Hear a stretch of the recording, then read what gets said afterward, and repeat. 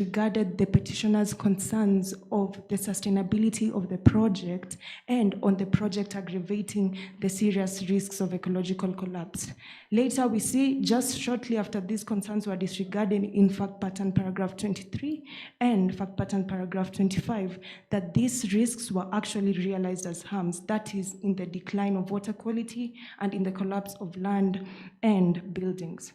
On public participation, the petitioners would like to advance the criteria of public participation and in accordance with the BAT Limited versus Ministry of Health case, where the first criteria that we will advance is on meaningfulness. The petitioners submit that the respondents' action in immediately excluding 53% of the community members of Sisibo before any prior evaluations on the context of Sisibo were made, just after it issued the campaign and regional layout plan, indicating that it would engage more than half the members of the Sisibo community, makes the plan cosmetic at best. Further, having done this, excluding the 53% of the community members, they failed on the criteria of quantitativeness, qualitativeness, inclusion, diversity, and providing a reasonable notice, since they afforded these people no information as relates to the project. And even the people who were approached were denied information as relates to the risks of the project, placing them at a bad position as relates to offering their views on the project in an informed way. Lastly, NEMA issued the ESIA license in a record less than 3 weeks, out of a possible 8 weeks, 4 days, Your Honors, making the Sisibo members' community to lack a reasonable opportunity to respond to the writings of the report. That being the case, the petitioners pray that this honorable court issue an order compelling NEMA to revoke the ESIA license, since it did not abide by the principle of sustainable development as enunciated in the Mui Coal Basin community case. We rest on issue D. I cede the floor to my co-counsel Ryan Kamundia, who will tackle issue B and issue C. Thank you, Your Honors.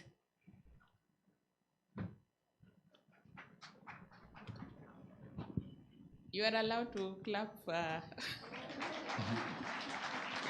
at least to appreciate the lady, but in court we usually don't. So for this one, there's an exception. Thank you.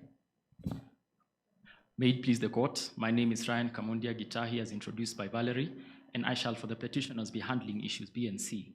Issue B on whether the sixth respondent is liable for the transboundary environmental harm, or rather the increased climate vulnerability of the East African region, environmental disasters, and increased greenhouse gas emissions. And issue C on whether the government of Ushuru can be held responsible under public international law harm caused to the Republic of Horia. I shall say as early as now that indeed the answer to both those questions is yes, based on failure to mitigate the foreseen risks legally and scientifically. Legally and scientifically. That is a very important thing to note, and it's something I shall exemplify as I continue. If there are no preliminary clarifications, I would wish to proceed. Thank you, Honorable Justices. Before I go into the environmental matters, it's first to cite the principle of omnia praesumuntur rite esse acta.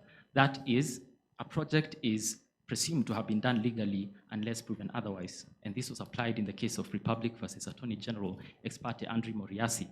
And I say that because the respondents might say this project has been there for all these years, it has brought these benefits, a license was given, but that does not make it legal. And so as I go into issue B, on whether the sixth respondent is liable for the environmental disasters, greenhouse gas emissions, and increased climate vulnerability, the first thing is to examine what is liability. As stated traditionally in tort, in the case of Kaparo versus Dickman, we see that 4 aspects need to be met. First, there should be a duty of care. Second, that duty of care should be breached by the party who owes that duty of care. Third, there should be an injury. And fourth, there should be a direct correlation between the injury caused and the breach. As well, there should also be foreseeability. In human rights parlance, this duty of care is known as duty of human rights due diligence as stated in Articles 15b and Article 17 of the UN Guidelines on Business and Human Rights. And that is that as businesses conduct their activities, they must ensure they don't violate human rights in any way. As stated by Valerie, the most important rights here are the right to a clean and healthy environment under Article 42, and we can extrapolate that to Article 43 on the right to clean water and sanitation, housing, as well as public health care. When we go to Article 60 and 69 of the Constitution, we see practical measures that the state should take in order to protect these rights. And the two that stand out is the sustainable use of land and natural resources and the protection of natural resources. When we go, for example, the precautionary principle, the polluter pays principle, and the voluntary environmental management principle. When it comes to another principle, that is international cooperation, it will be important as well as I talk about issue C and transboundary harm, and the principle of intergenerational and intragenerational equity will be very pertinent in issue E, which will be handled by Hafsa. So clearly, there is a responsibility by the sixth respondent to prevent all the disasters foreseen in paragraph B, not paragraph B, sorry, in issue B. So I shall start with greenhouse gas emissions. We see that it was foreseen by Misheveve Conservation Group in paragraph 24 that there would be greenhouse gas emissions which would cause harmful effects. And we congratulate the respondents actually that in paragraph 22, they set up the Northern Ushuru Carbon Project. But here is where the law and the science comes in. I shall start with the science. Circumstantially, when we look at this project, we see that after this project started, there was a rise in the amount of rainfall, floods which had never been seen before, landslides which have never been seen before, and ground shifting which had never been seen before. And when we look at the case of Luciano Liuya versus RWEAG, we see that in that case, a German company in Peru was causing greenhouse gas emissions through a factory, and the glaciers in that area of Peru were melting. And so a Peruvian farmer went to Germany to sue the company, and indeed it was found that as a result of those greenhouse gas emissions, there was the increased flooding. And that is the instance we see here. Secondly, on a legal note, we see that there is a duty on the sixth respondent under Section 23B, subsection D of the Climate Change Act to not only state how much they are mitigating, but how much they are emitting. Under Section 33 of the Climate Change Act, it is an offense to not do this. If we do not know how much they are emitting, they cannot tell us they are mitigating, because proof of mitigation is based on, for example, the net zero principle. At least the absorption of carbon dioxide and the emission, whether they are balancing, then they cannot say that they are proving mitigation. Now, to go to the environmental disasters, which is the second sub-issue, we see that the environmental disasters of flooding, not greenhouse gas emissions, sorry, flooding, landslides, and ground shifting were foreseen in paragraph 16, and this was a geological issue. So the greenhouse gas emissions caused increased rainfall because what happens is that greenhouse gas emissions cause vapor to accumulate in the atmosphere, causing increased rainfall.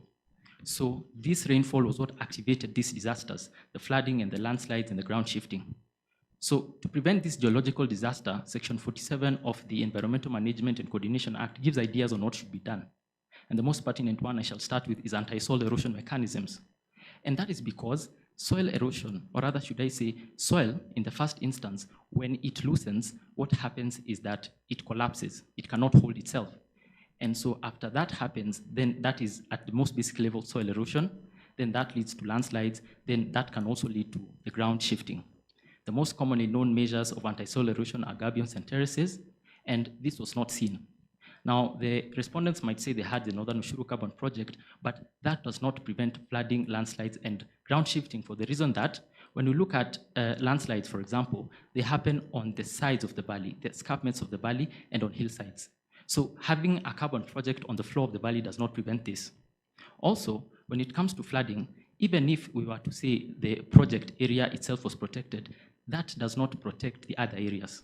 It does not protect the mining areas, it does not protect the residential areas, and it does not protect the rest of the valley. And nevertheless, the whole valley was affected in the end. So even for the purposes of the soil carbon project itself, the soil carbon project on that end did not work. We should also expect to see under Section 47, disaster management and relocation. And that is also in line with Section 5 of the Protection of IDPs Act. Now, in line also with the National Climate Change Action Plan of 18 to 2022 of the Republic of Ushuru, we see things which can enable this. One is cash transfers. This did not happen. And another is mainstreaming of emergency services into county government functions. And this is where the fourth and fifth respondent comes in. Now, this did not happen, and that is why in paragraphs 25 to 31, when this rainfall fell, people died, they had to run away to another country, they had to be displaced, and there was no assistance from the sixth respondent in the first instance. So we see on that ground of disaster management and relocation, they also failed. And finally, in regard to this disaster, I want also to talk about occupational health and safety. Section 14 of the Occupational Health and Safety Act says that it is an offense for an employer to foresee activities in an occupational area where it is clear that there is direct risk of safety risks. Now, even when the respondents might say that they just urged the employees, to come to work, the fact that this is a hierarchical relationship means that the respondents were under the care, not the respondents, the employees were under the care of the sixth respondent. And so we see that as a criminal offense, the fact that they foresaw the continuation of these works when, number one, the repairs had not been completed, and number two, the rain was still falling. And it was only a week after the first disaster. I shall conclude on these sub-issues on the issue of lime poisoning, which is under paragraph 23 of the fact pattern. And we see that the project was causing a release of lime into the Moiben River. Under section 72 of MCA, this is a criminal offense of strict liability. And even if it was an accident, when we look at paragraph 23, we see that this is still continuing, that cattle are still dying. The tense used is of a continuous tense. What have they done up to now? Nothing. And so to conclude on this issue is to give cases which can contextualize it, and we shall start with the case of Luciano Liuya, which I stated. I shall then go to the case of Republic versus Masuklal Patel, which a dam owner was held liable for damage for preventing the flooding of a dam that they owned. And they had actually been prosecuted for manslaughter. It's only that it ended up in an out-of-court settlement. I would also like the court to consider the very famous case of Libya last year where there were floods. And this year, 12 government officials were convicted for negligence for failing to take adequate mitigation measures for the floods. There is the case of Hungary versus Aurul Company, where we see Aurul Company in Eastern Europe was discharging noxious waste into a river that ended up affecting the Republic of Hungary. And in that case, Aurul was also held liable for discharge of noxious wastes. And I would also like to conclude with the case of Clement versus Lavende, where an Italian company in France was held liable for discharging oil into the sea and for oil pollution, even if they themselves were not intentionally doing it. So we see all these cases where parties such as the sixth respondent are held liable and are forced to pay compensation. And that is what we shall be asking against the sixth respondent today. Now, to issue C, on whether the government of Ushuru can be held responsible for the transboundary environmental harm caused to the Republic of Horia. Again, the answer is yes. And when you look at, as a start, Regulation 44 of the Environmental Impact Assessment and Audit Regulations, we see that the third respondent, in conjunction with the sixth respondent, must ensure that they mitigate any potential transboundary impact. Now, the first point of mitigation that the sixth respondent would cite, not the sixth respondent, sorry, the government of Ushuru would cite, is that paragraph 6 to 8 tell us that they had planned mitigation measures. But these do not surface for the purpose of this project. And the court should remember that we are here for the purposes of this project and not just for general talk of climate change. We see paragraph 6 to 8, but in those mitigation measures, number one, they were before this project was conceptualized. Number two, they are adaptive and not mitigative because they were in response to previous environmental disasters. And third, they did not have any specificity to tackle flooding, landslides, and a ground shift as has been foreseen by Professor Waridi. So for the purposes of this case, those mitigation measures are irrelevant. The second thing we would have expected to see is good faith consultations and negotiations. And this is under Article 7, sub-Article 7 of the Paris Agreement. Now, this principle was exemplified in the case of US versus Canada, the Trail Smelter case, the North Sea Continental Shelf cases, and the UK versus Albania Corfu Channel case. And so what we see is that where there is potential risk to one country because of the activities of another country, there should be negotiations.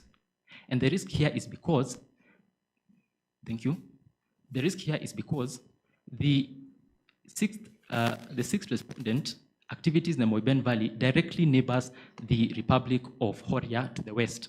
And so whatever would have happened there would have happened as well in the Republic of Horia, and it did indeed happen. And the same also with the case of lime poisoning, that the contaminated water from Moiben River ended up contaminating the water sources in the Republic of Horia. And so on that, we would like the sixth respondent, together with the respondents representing the government, to be held liable for transboundary environmental harm and for compensation to be given to the citizens of Horia in line with Article 4 and Article 8 on the ILC draft articles on transboundary harm. And with that, I would like to pass the stage to my co-counsel, Hafsa Yusuf.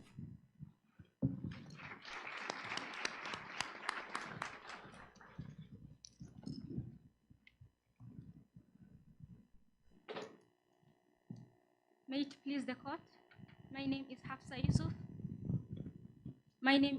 Yusuf. As introduced by our lead counsel, Valerie Edna.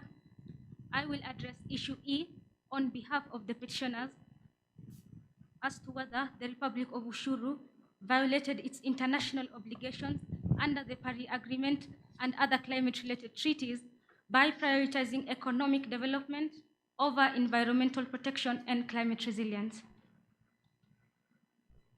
The petitioner submits to this honorable court that the state did indeed violate these international obligations.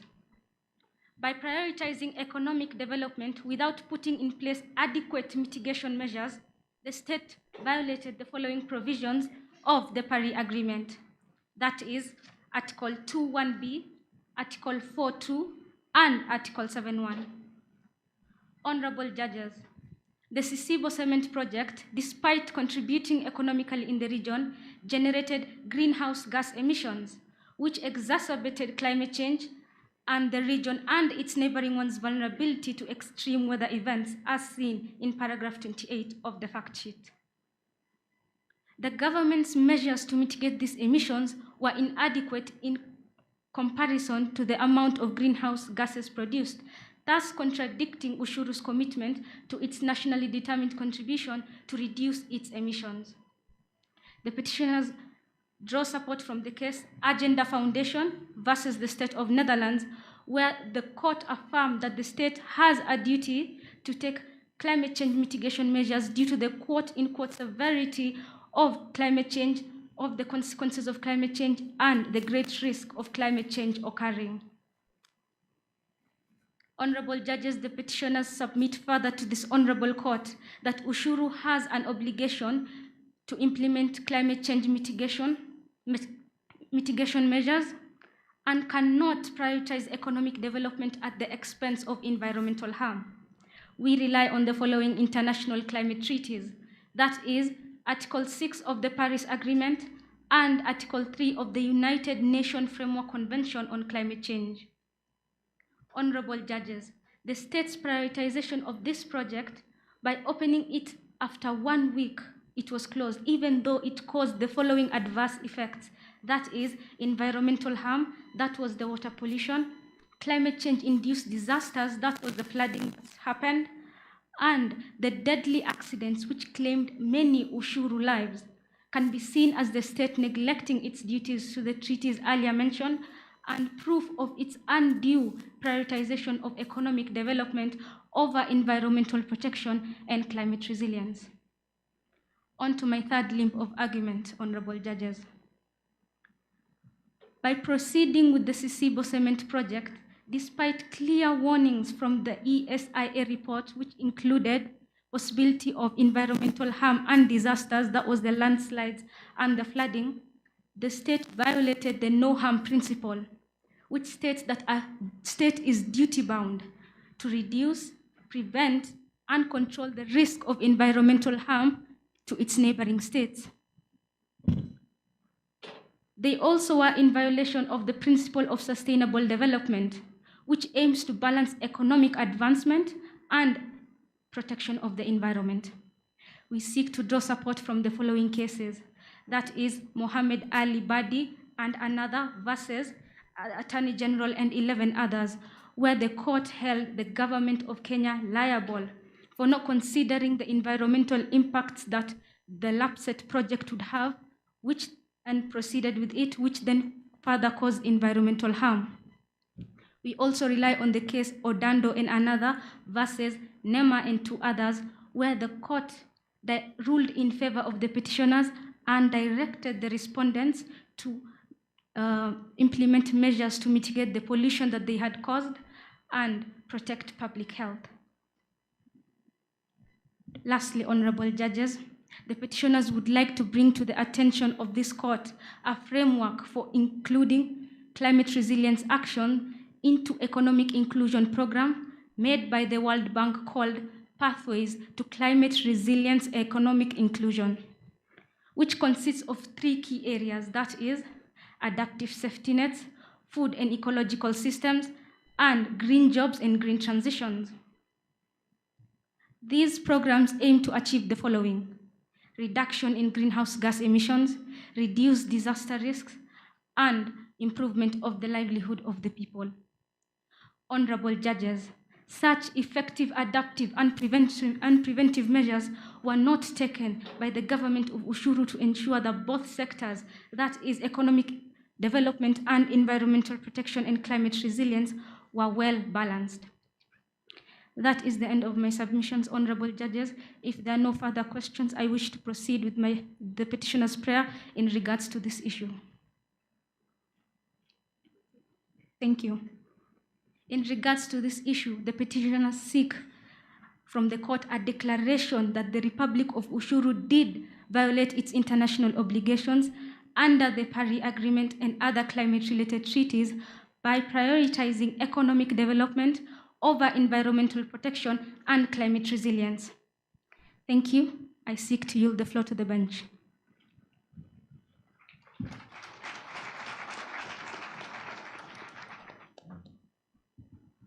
The floor is yours. You start by introducing your team, and if maybe there are time allocations in between.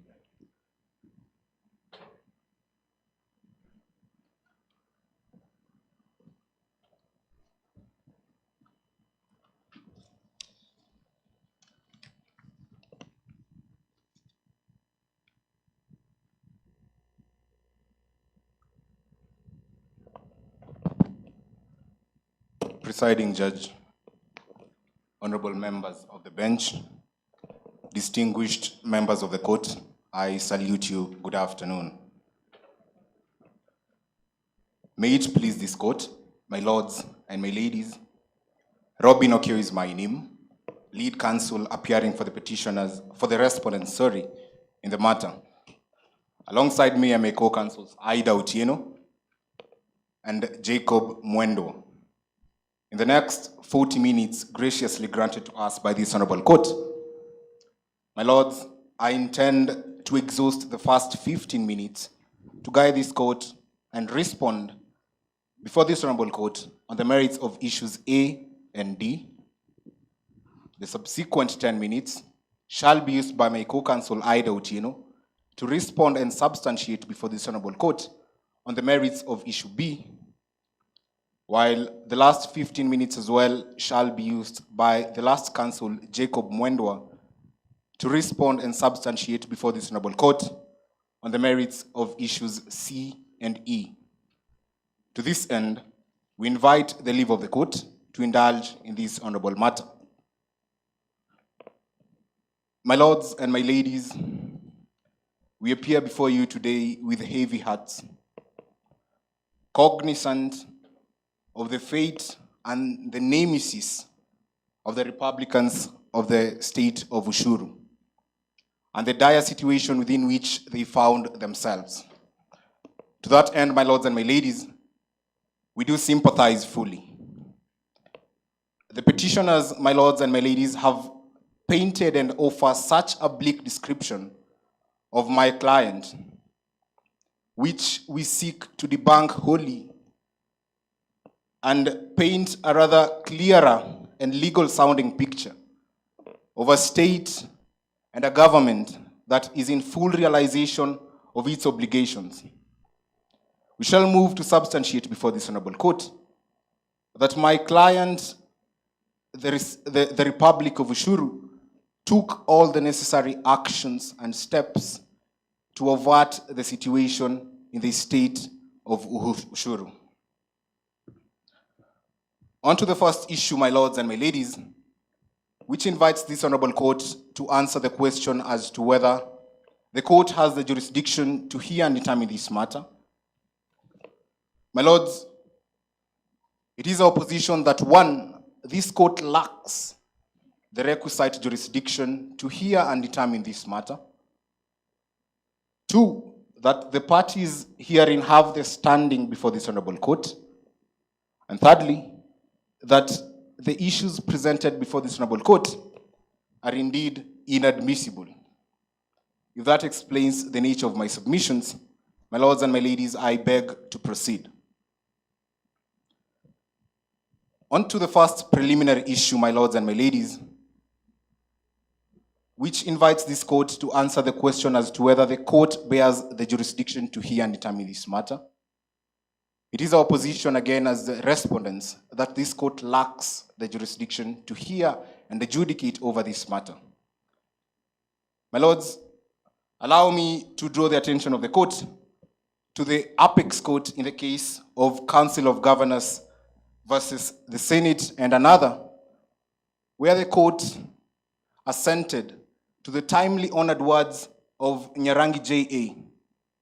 in the case of owners of motor vessel Lillian S., where the court stated that jurisdiction of a court is everything. And without it, then the court has no basis to continue the proceedings and should down its tools. That, my lord, is essentially our prayer before this honorable court. My lord, allow me to respond to the arguments of the first counsel of the petitioners, who, if I may state in the exact words, moved to submit before this honorable court that the petition before this honorable court is presented just after the inception of the mining project in the Republic of Ushuru. We do submit, my lords and my ladies, that the instant petition presented before this honorable court relates to the effects of a mining project. It goes without saying, my lords and my ladies, that the primordial and central issue before this honorable court that leads to the effects of this mining project is the issuance of an environmental impact assessment license by the regulatory body, that is NEMA.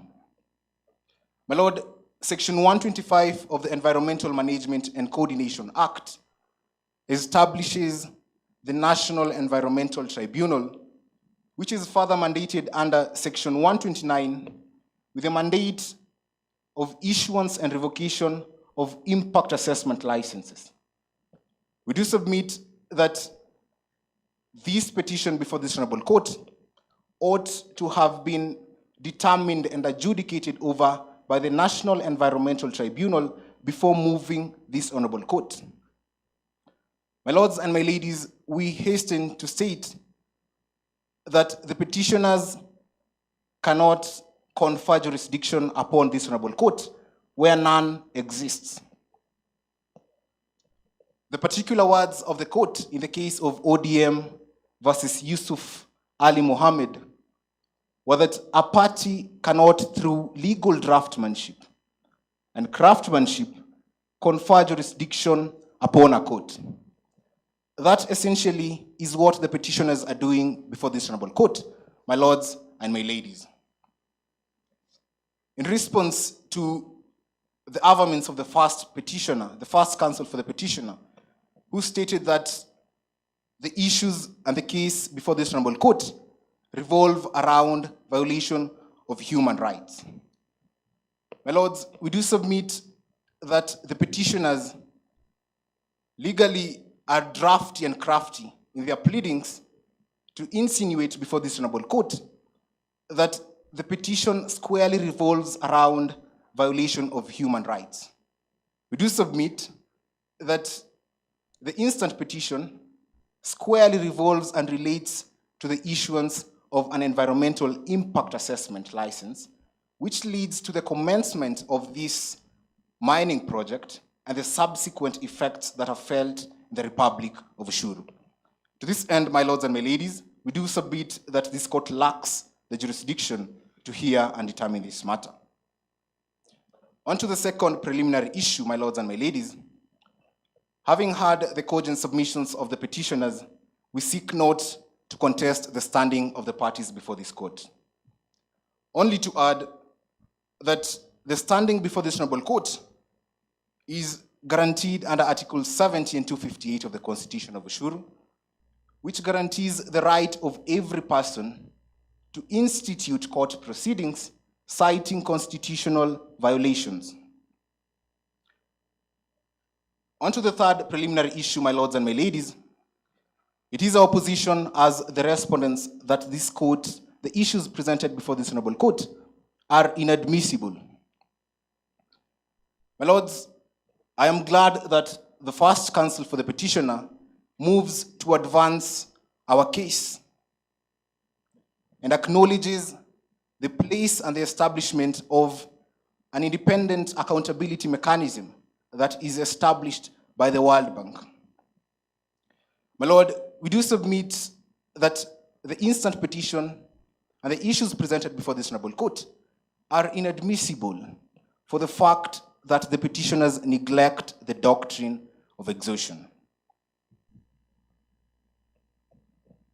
My lords, allow me to draw the attention of the court to the case of Chenga versus Kenya Forest Services, where the court moved to state that a court's jurisprudential policy is to honor and uphold the place of alternative justice systems.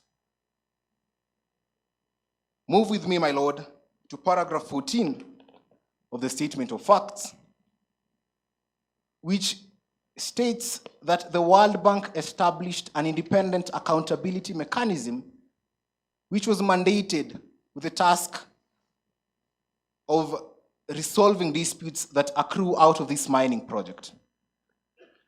My lord, the petitioners move to misguide this court and state that this mechanism is not adequate.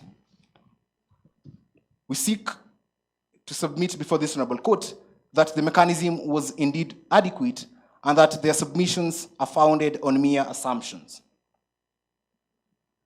My lord, the African Court of Human and People's Rights, the case of Kajo versus Ghana, moved to state that mere feelings and assumptions without having pursued an alternative justice system cannot be a reason for not having pursued the said remedy. The question before this honorable court, my lords and my ladies, is, was this independent accountability mechanism established for cosmetic purposes by the World Bank?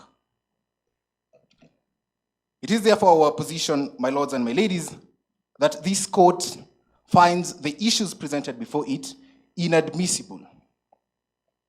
Having substantiated on the merits of issue 1, we beseech this honorable court, my lords and my ladies, to find that it lacks jurisdiction and down its tools and dismiss this instant petition and in fact dismiss it with costs. We also pray that the court finds that the issues presented before this honorable court are indeed inadmissible.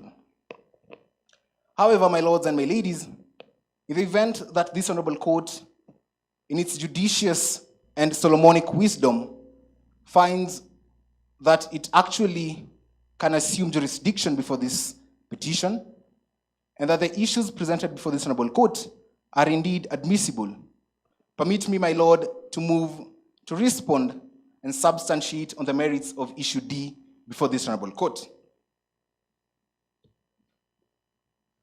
On to the fourth issue, my lords and my ladies, which invites this court to answer the question as to whether the environmental and social impact assessment process was flawed and violated the right to public participation.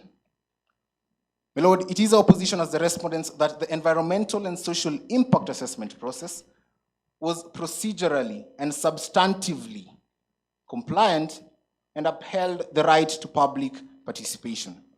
We do seek, my lords and my ladies, to submit this issue conjunctively, as the right to public participation lies at the heart of such an environmental process and cannot be separated from one another. Primarily, my lords and my ladies, allow me to draw the attention of the court to the case of Consumer Federation of Kenya versus Attorney General and others, which upheld the South African case of Minister of Health versus Nuclex, where the court stated that the program of public participation is capable of infinite variations. This is to say, my lords and my ladies, that such a program is not standard and is assessed based on a case-to-case basis. What matters, my lord, as was stated in the case, is that an opportunity is offered to the members of the public to hear about the project. My lord, we do submit that in the instant petition, and move with me to paragraph 19 of the statement of facts, where it is stated that a reasonable opportunity is given to the persons affected by the project in the Republic of Ushuru, as the proponents of this process approach community members, which is a strategy that is compatible with the environmental and social impact assessment regulations. My lord, the court further in the case of Mohammed versus Lapset Coordination Development, as averred by petitioners, stated that the process of public participation does not mean that an opportunity is given to each and every member of the community to give their views. What matters is that the process is carried out in good faith. We seek to debunk the arguments of the petitioners, which state that up to 53% of the community members were overlooked. This does not in any way, my lords and my ladies, move to disregard the process of public participation that is fashioned. The good faith, my lord, further, in the public participation process is established by the proponents where a multi-channel approach is used to reach a maximum reach of the members of the community. And this is pursuant to paragraph 76 of the Environmental Social Impact Assessment Report, which is stated under paragraph 19 of the fact sheet. My lord, the petitioners further moved to state before this honorable court that information was withheld by the proponents to the constituents of Ushuru.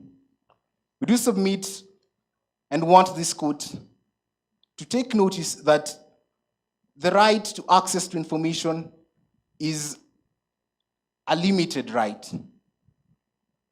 This right can be limited under various circumstances, especially in such an environmental process. These include where the information to be relayed to the constituents is seen to pose a health risk as well as a safety risk to the public. It is therefore our stand before this honorable court that the environmental and social impact assessment process was procedurally and compliant and consequently upheld the right to public participation. Having substantiated before this honorable court the merits of issues A and D, permit me at this juncture to cede the floor to my co-counsel, who shall respond and substantiate before this honorable court on the merits of issue B.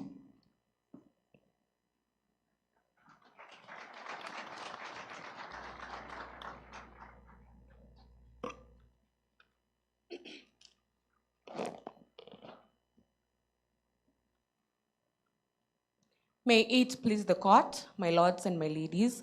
My name is Ida Otieno, second counsel appearing for the respondents in the matter. Out of the minutes allocated to me by this court, I'll be using it to dispense on issue B, which invites this court to determine whether Talmin Limited can be held liable for the emission of greenhouse gas causing harm to the environment, particularly in escalating climate vulnerability of the region. My lords and my ladies, in making my submissions, I'll do so in the following limbs. 1. Talmin Limited cannot be held liable for the emission of greenhouse gas which escalated the climate vulnerability of the region. And 2, Talmin Limited did take sufficient mitigation measures. If this affected the nature of my submissions, I beg to proceed. My lords, my ladies, the Second Counsel for the Petitioners has made this court to believe that Talmin Limited is the worst company that can exist on the surface of this earth. My lords, my ladies, the Second Counsel for the Petitioners has made this court to believe that Talmin Limited is the worst company that can be licensed on the surface of the earth. Before you, my lords, the respondents do acknowledge and sympathize with the victims within the Republic of Ushuru. However, Talmin Limited, who is my client in this matter, does not and is not liable for the above stated crimes. My lords and my ladies, on to my first limb of submission, which seeks to respond to the Second Counsel for the Petitioners as onto whether Talmin Limited can be held liable for the emission of greenhouse gas which escalated the climate vulnerability of the region. We submit that Talmin Limited is not indeed liable for the said crime. My lords and my ladies, the Second Counsel for the Petitioners has intentionally failed to prove before this court on the reliance of the exact components of the fact pattern. The Second Counsel for the Petitioners clearly indicated that there is nowhere in the fact pattern, or rather on the law, that it has been stated the amount of greenhouse gas emissions that was within the Republic of Ushuru. We intend to debunk this statement. My lords and my ladies, turn with me to our fact pattern, particularly paragraph 4 of our fact pattern, my lords and my ladies, where it is clearly indicated that the Republic of Ushuru emitted only 0.1%, my lords.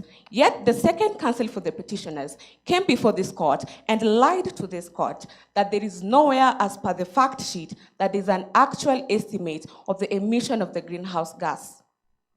We intend to rely on the case of Uganda versus Netherlands. My lords and my ladies, this case is meant to be persuasive before this court. In this case, my lords and my ladies, the court acknowledged that it is developed countries that is responsible for the higher emission of greenhouse gas. Additionally, my lords, the Second Counsel for the Petitioners moved to this court and stated that the grassland within the Republic of Sisibo was not sufficient mitigation measures. However, my lord, move to me to the fact pattern, where it is clearly indicated that this carbon credit project was not just the first, my lord, not just the first, but the largest in the world. And the Second Counsel for the Petitioners comes before the court and tells us that these mitigation measures was not sufficient. My lords and my ladies, this further moves me to our second limb of submission, where we do submit that Talmin Limited did take sufficient mitigation measures. My lords, my ladies, move with me to our fact pattern, specifically paragraph 22 of our fact pattern, which clearly indicates that Sisibo did not only have a social carbon grasslands, it additionally had the first and the largest carbon project within the Republic of Ushuru. My lords, my ladies, the petitioners have convinced this court and have lied to this court that Talmin Limited only aimed to gain economic benefit. However, we debunk this statement subject to paragraph 12 of the fact pattern, where it is clearly indicated that the existence and the major role of the existence of Sisibo Cement Project was to bring economic development within the Republic of Ushuru. Yet the petitioners come before this court and lie to this court that Talmin Limited's sole purpose was to have economic gain within the Republic of Ushuru. My lords, my ladies, they submit under the principle of precaution, and we aver this indeed, subject to Section 2 of MCA, Additionally, in the case of Waweru versus Republic 2006, which was in the High Court, paragraph 74 of the fact pattern held clearly that the principle of precaution has to be taken into consideration when making advancements on the environment. My lords and my ladies, we did not in any way contest the provisions of the law. However, it is our submission that Talmin Limited did actually take sufficient mitigation measures. My lords and my ladies, in the case of Kenya Ports Authority versus Houston Kenya Limited, 2009, this case was in the Court of Appeal. My lords, my ladies, in this case, the court held that risks do not justify halting a process if it serves a greater public purpose. My lords, my ladies, honorable members of the court, I invite this court to turn with me to paragraph 22 of our fact pattern. In just 2 years, my lords and my ladies, this specific project brought about schools within the Republic of Ushuru. A right to education is enshrined under Article 43 of our law, my lords and my ladies. Additionally, the same project gave the people of Ushuru a chance to have jobs, not just for them, my lords and my ladies, but also to the neighboring members of Huria. My lords and my ladies, subject to the Paris Agreement, it clearly indicates under Article 6 that carbon credits is indeed a vital role. Additionally, in COP29, which was held in Buka, my lords, it was clearly indicated that the developed countries is responsible for the greenhouse gas emissions compared to developing countries.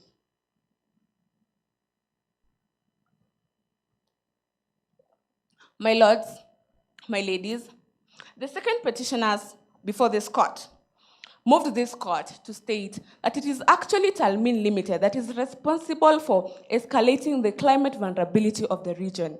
We choose and we stand to debunk this statement. My lords, my ladies, honorable members of the court, move with me to the fact pattern, specifically paragraph 6 of our fact pattern. Within the Republic of Ushuru, the major greenhouse gas emissions is agriculture. Yet, the petitioners moved before this court, stood before the members of this court, and lied to this court that it is actually Talmin Limited that is responsible for escalating the climate vulnerability of the region. To this end, my lord, having proven and substantively provided before this court the relevant legal provisions guided by the fact that the petitioners intentionally ignored, we do submit that Talmin Limited is not, and this court should not find it liable for the emission of greenhouse gas, which led to harm to the environment and through particularly escalating the climate vulnerability of the region.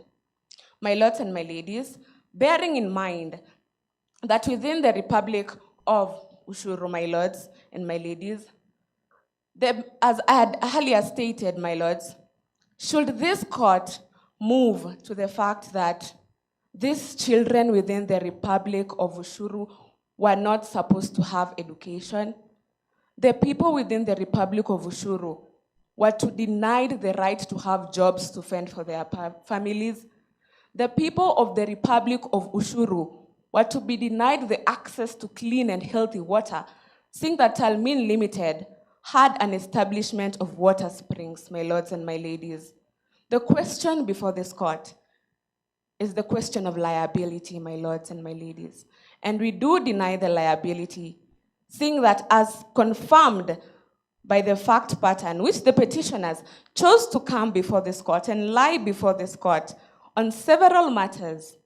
When they lie before this court, there is no specific area where we have been told the measurement of greenhouse gas within the Republic of Ushuru. My lords and my ladies, they further move to lie to this court that it is actually Talmin Limited that escalated the climate vulnerability of the region. Now the question before this court, and my lords and my ladies, we plead with you that may you please listen to our submissions and may the court rule in our favor. Having substantiated on my argument, my lords and my ladies, I cede the floor to the next counsel.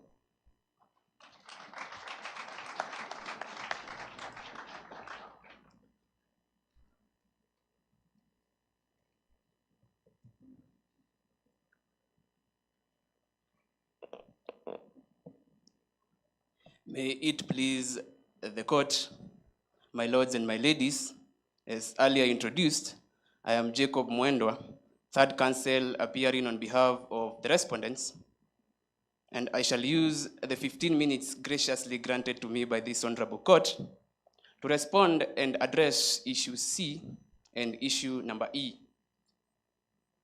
Beginning with issue number C, which invites this court to render a determination as to whether the Republic of Ushuru caused transboundary harm to the Republic of Ushuru, the respondents submit that the Republic of Ushuru did not cause the transboundary harm.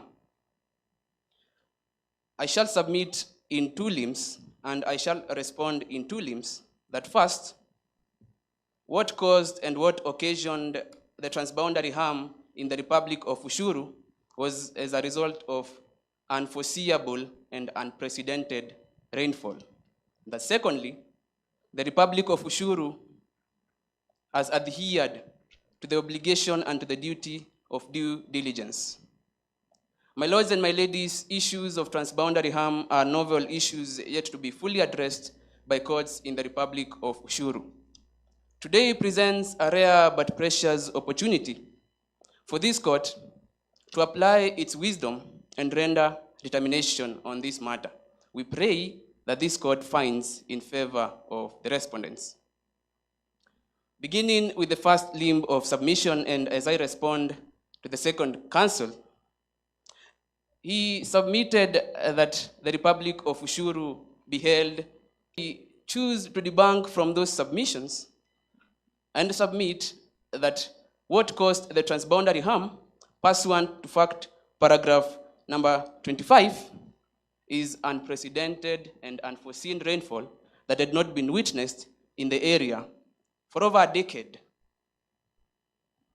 My lords and my ladies, the ILC articles on the responsibility of states for internationally wrongful acts, which are applicable in the Republic of Ushuru pursuant to Article 2.5 and 2.6 of the Constitution of Ushuru 23, exclude from liability acts which are irresistible, unforeseen, and beyond the control of the state. Additionally, the case of Rylance versus Fletcher fashioned an exception to the rule on strict liability and stated that liability will not accrue if the events are unforeseeable. My lords and my ladies, move to me to fact paragraph number 25. It is specifically provided that the Republic of Ushuru experienced unprecedented and unforeseeable rainfall. It had never rained to this extent in the Republic of Ushuru for over 10 years. And therefore the question before you, my lords and my ladies, is should we find this state liable for unprecedented and unforeseeable events? Bearing in mind that pursuant to fact paragraph number 4 of the fact pattern, the Republic of Ushuru lacks the ability, it lacks the capacity to accurately measure and foresee weather conditions. So how did the petitioners expect us to foresee this rain? That moves me to the second limb of submission, and that is the obligation to exercise due diligence.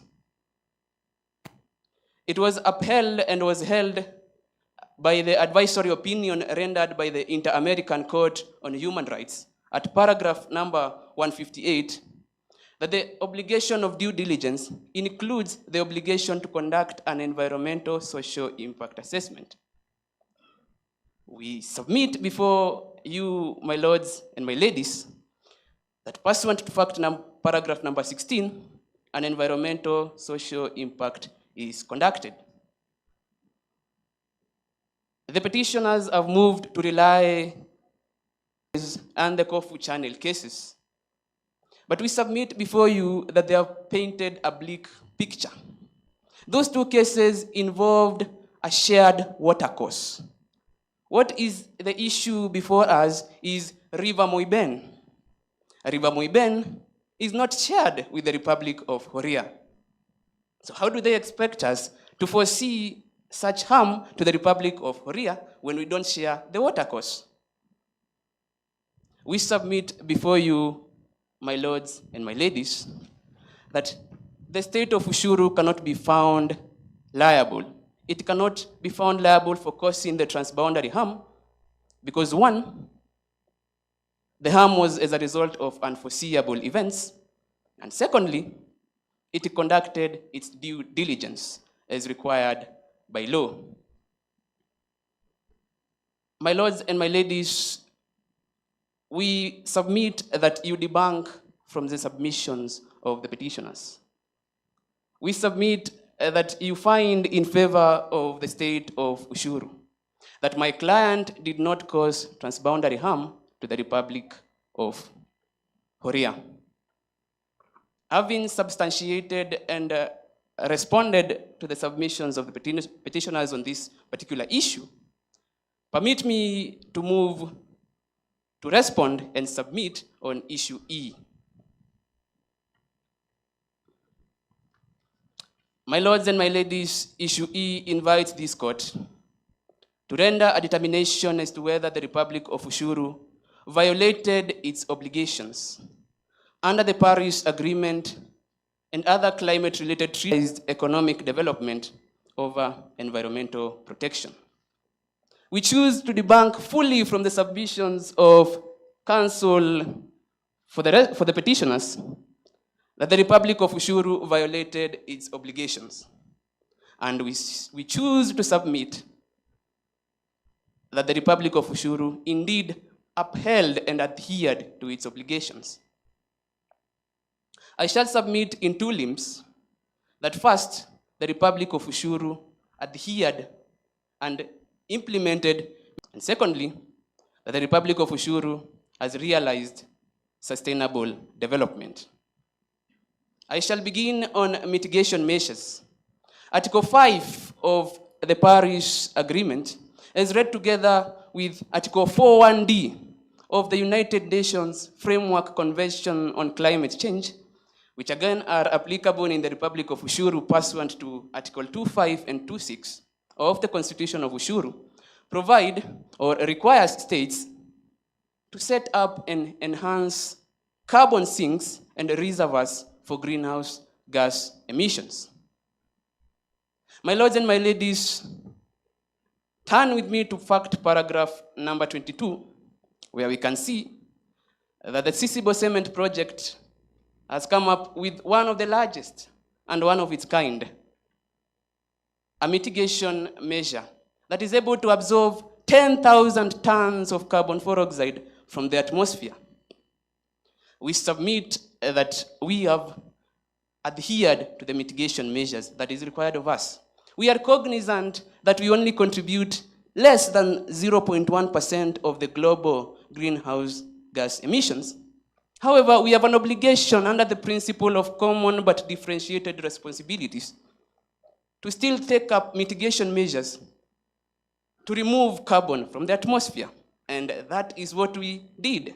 So how could we have violated the obligations if we did what was required of the obligations? We submit before you, my lords and my ladies, that pursuant to fact paragraph number 5, as read together with fact paragraph number 6, 7, and number 8, we can see very clearly that the state has come up with afforestation, reforestation, climate-smart agriculture, sustainable waste management. So how is this in violation of our very said obligations? Additionally, my lords and my ladies, the state has mined contribution. It has pledged to reduce emissions by 32% by the year 2030. The state has also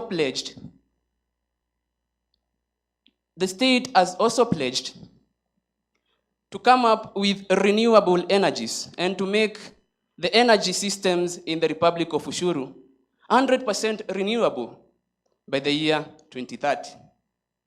So how is coming up with renewable measures? How is coming up with mitigation measures in violation of our obligations? My lords and my ladies, permit me to move to the second limb of submission. That the Republic of Ushuru, my client, realized the right to development and has made sure that the development is sustainable. We have an obligation pursuant to Article 1 of the Declaration of the Right to Development, as read together with Article 22 of the African Charter, to promote social, political, and economic development for our citizens. Additionally, we have an obligation as provided under Article 47 of the United Nations Framework Convention on Climate Change to prioritize poverty eradication, to prioritize poverty eradication for our citizens. Additionally, Principle 5 of the Rio Declaration on Environment and Development requires us, as a developing country, to first prioritize poverty eradication for our nations, for our citizens, before we could adhere to the obligations under those conventions. But because we are a good state, but because we are a state that abides by its obligation, we have come up with a project that is creating employment for our citizens. It is not only creating and improving the lives and the living standards of our citizens, it is also ensuring mitigation measures. It has come up with one of the largest carbon reservoirs in the world, and it has created investment opportunities for our citizens. So how could we have violated these obligations? My lords and my ladies, Article 21 of the Constitution of Ushuru, the supreme law in our land, requires us as the state to observe, respect, promote, protect, and fulfill human rights. Additionally, Article 21(2) of the same Constitution requires the state to take up progressive measures to realize those rights under Article 43 of the Constitution. It was upheld by the Apex Court in Mitubel Welfare Society versus Kenya Airports Authority at paragraph number 1 that the state has an obligation to progressively realize socioeconomic rights. We are aware of this obligation, and that is why we are coming up with a project. The sale of carbon projects pursuant to fact paragraph number 22 is creating and coming up with schools. It is coming up with a bursary that is able to pay for school fees for our very own children. We are realizing and progressively realizing the right to education. So again, how are we violating obligations when we are realizing them?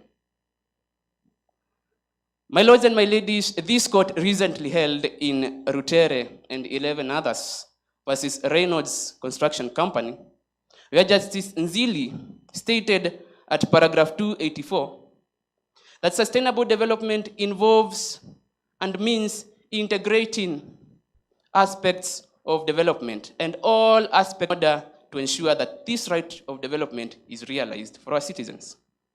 It involves balancing the economic, the social, and the environmental aspects.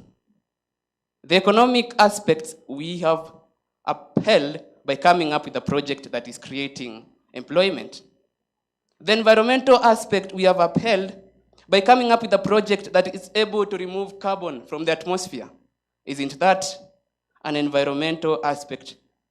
Isn't that an environmental aspect, an obligation to abide by? Therefore, we seek and beseech you, my lords and my ladies, that do not be swayed by the submissions of the petitioners, but apply your own wisdom and apply your own Solomonic wisdom to this matter. Find in favor of the respondents. My lords and my ladies, in the 1 minute that is remaining, Permit me to read the prayers of the respondents. I note that my first counsel submitted that this court should proceed to down its tools by dint of the fact that it lacks jurisdiction and the case is inadmissible. That is indeed our prayer before this court. But in its own wisdom, if the court finds that it has jurisdiction and that the issues are admissible, the court be pleased to find that, number one, Talmine Limited is not liable for causing environmental degradation in the Republic of Ushuru. Number two, that the Republic of Ushuru did not cause transboundary harm in the Republic of Korea. Number three, that the environmental social impact assessment complied with the constitutional requirement and right to public participation. Finally, my lords, that the Republic of Ushuru adhered to its obligations and ensured environmental protection, at the same time ensuring economic development.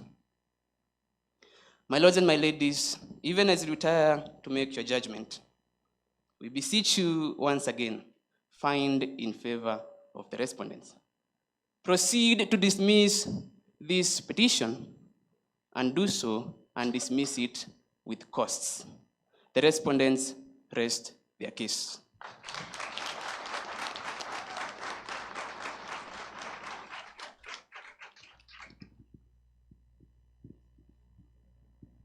Thank you for the well-put case forward by each side. We'll require 1 week to give our judgment. And in this, due to the urgency that it's an environmental case, so our 1 week runs 3 minutes equal 1 day. So we'll take 21 minutes and we'll be back with our judgment. Can rise?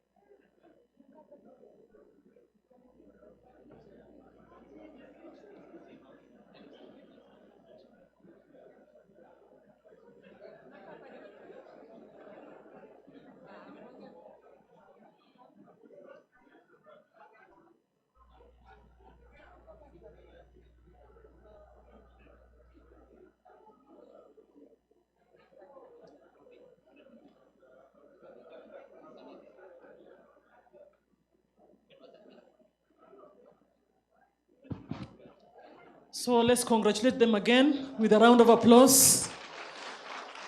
Very serious students. So kindly step down. We have been guided. We would like to start the closing ceremony. I think we'll do that as we allow time for the judge, the judgment to be made. Am I correct? It's called English. So, thank you very much. So we'll go into the next session in this manner. We have had 3 good days, as I said, solid days. And we are going to allow Honorable Judge Lucy Mbugua to go to the communique, and we are happy our representative of the DCJ is here. Karibu tena. Allow me to call Irene Choge to take us through the next session.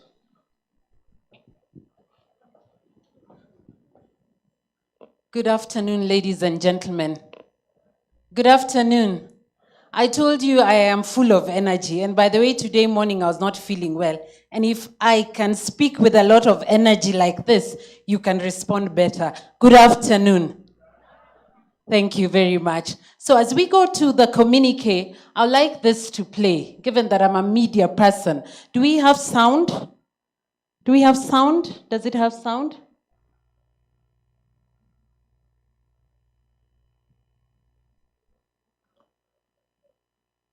the book of Revelation.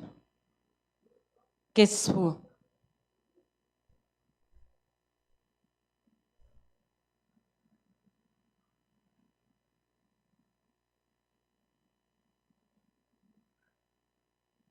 Watu wametoka mbali, makofi kwake.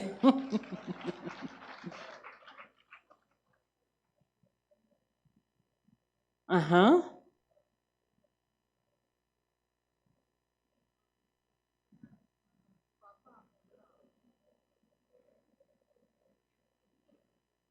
Guess who?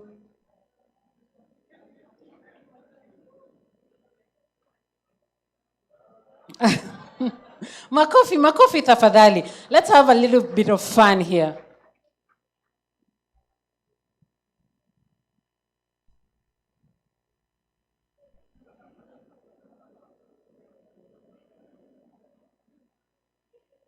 Who is this?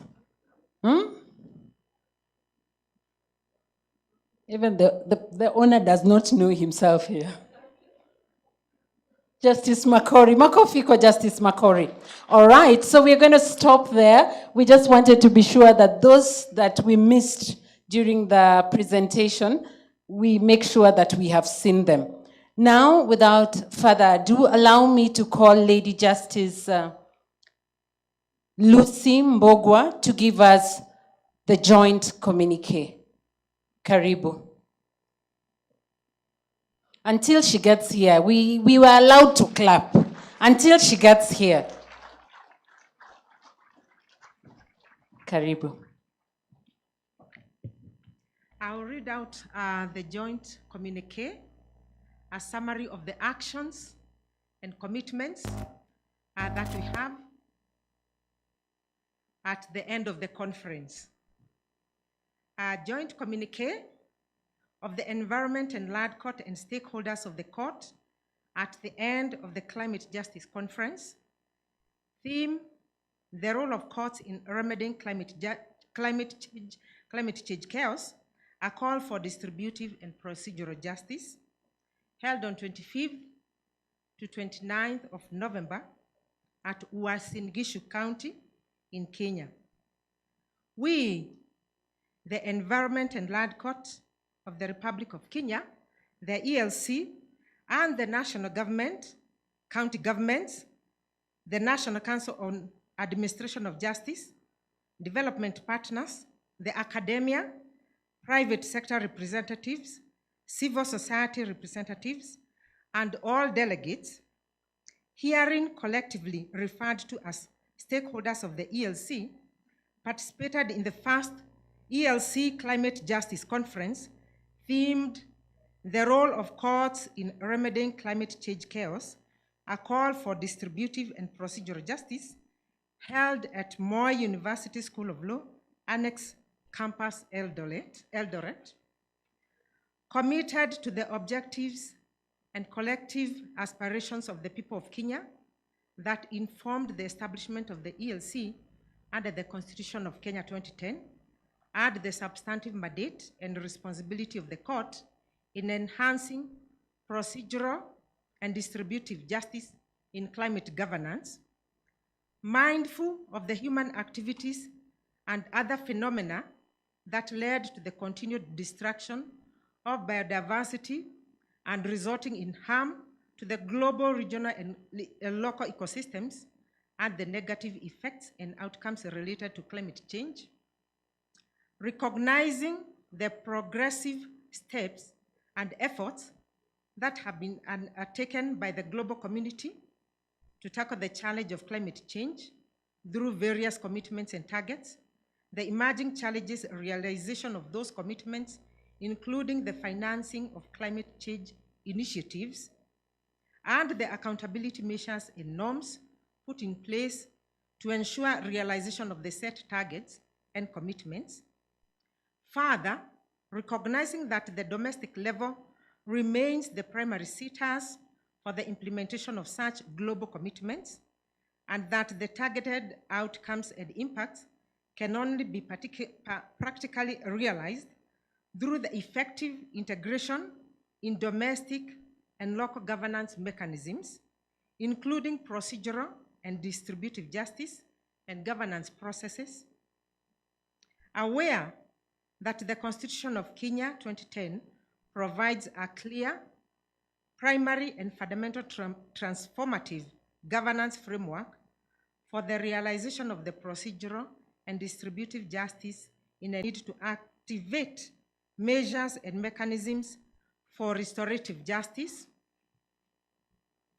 committed to the transformative pillars and the specific institutional commitments to the greening justice and the social transformation through access to justice, that is TAJ, appreciating the proactive steps, efforts, gradual progress that the ELC, the Judiciary and Judicial Service Commission have made to enhance the realization and achievement of procedural and distributive justice in environmental climate justice, conscious of the ever-complex and changing dynamics and context of climate governance and climate justice, the desired climate justice outcomes, and the corresponding need to enhance the capacity of the ELC and justice sector in general to guarantee effective procedural and distributive justice. Further, conscious that effective responses to emerging climate justice issues are only possible through an effective collaborative approach that enhances inclusion and necessary partnerships in critical areas of climate governance and climate justice, drawing from the reflections and themes of Climate Change Conference, the deliberations and resolutions, and conclusions from the conference, the ELC, the partners, and stakeholders have developed a common agenda and commitment to effective climate governance and climate justice as hereunder. A commitment to facilitation of and delivering just transition in climate governance and climate justice. The ELC and Judiciary, the national and county governments, development partners, civil society organizations, justice sector, stakeholders present, and participants at the conference commit to the total embrace of inclusive governance and justice processes that will facilitate a just transition in climate governance and climate justice in Kenya.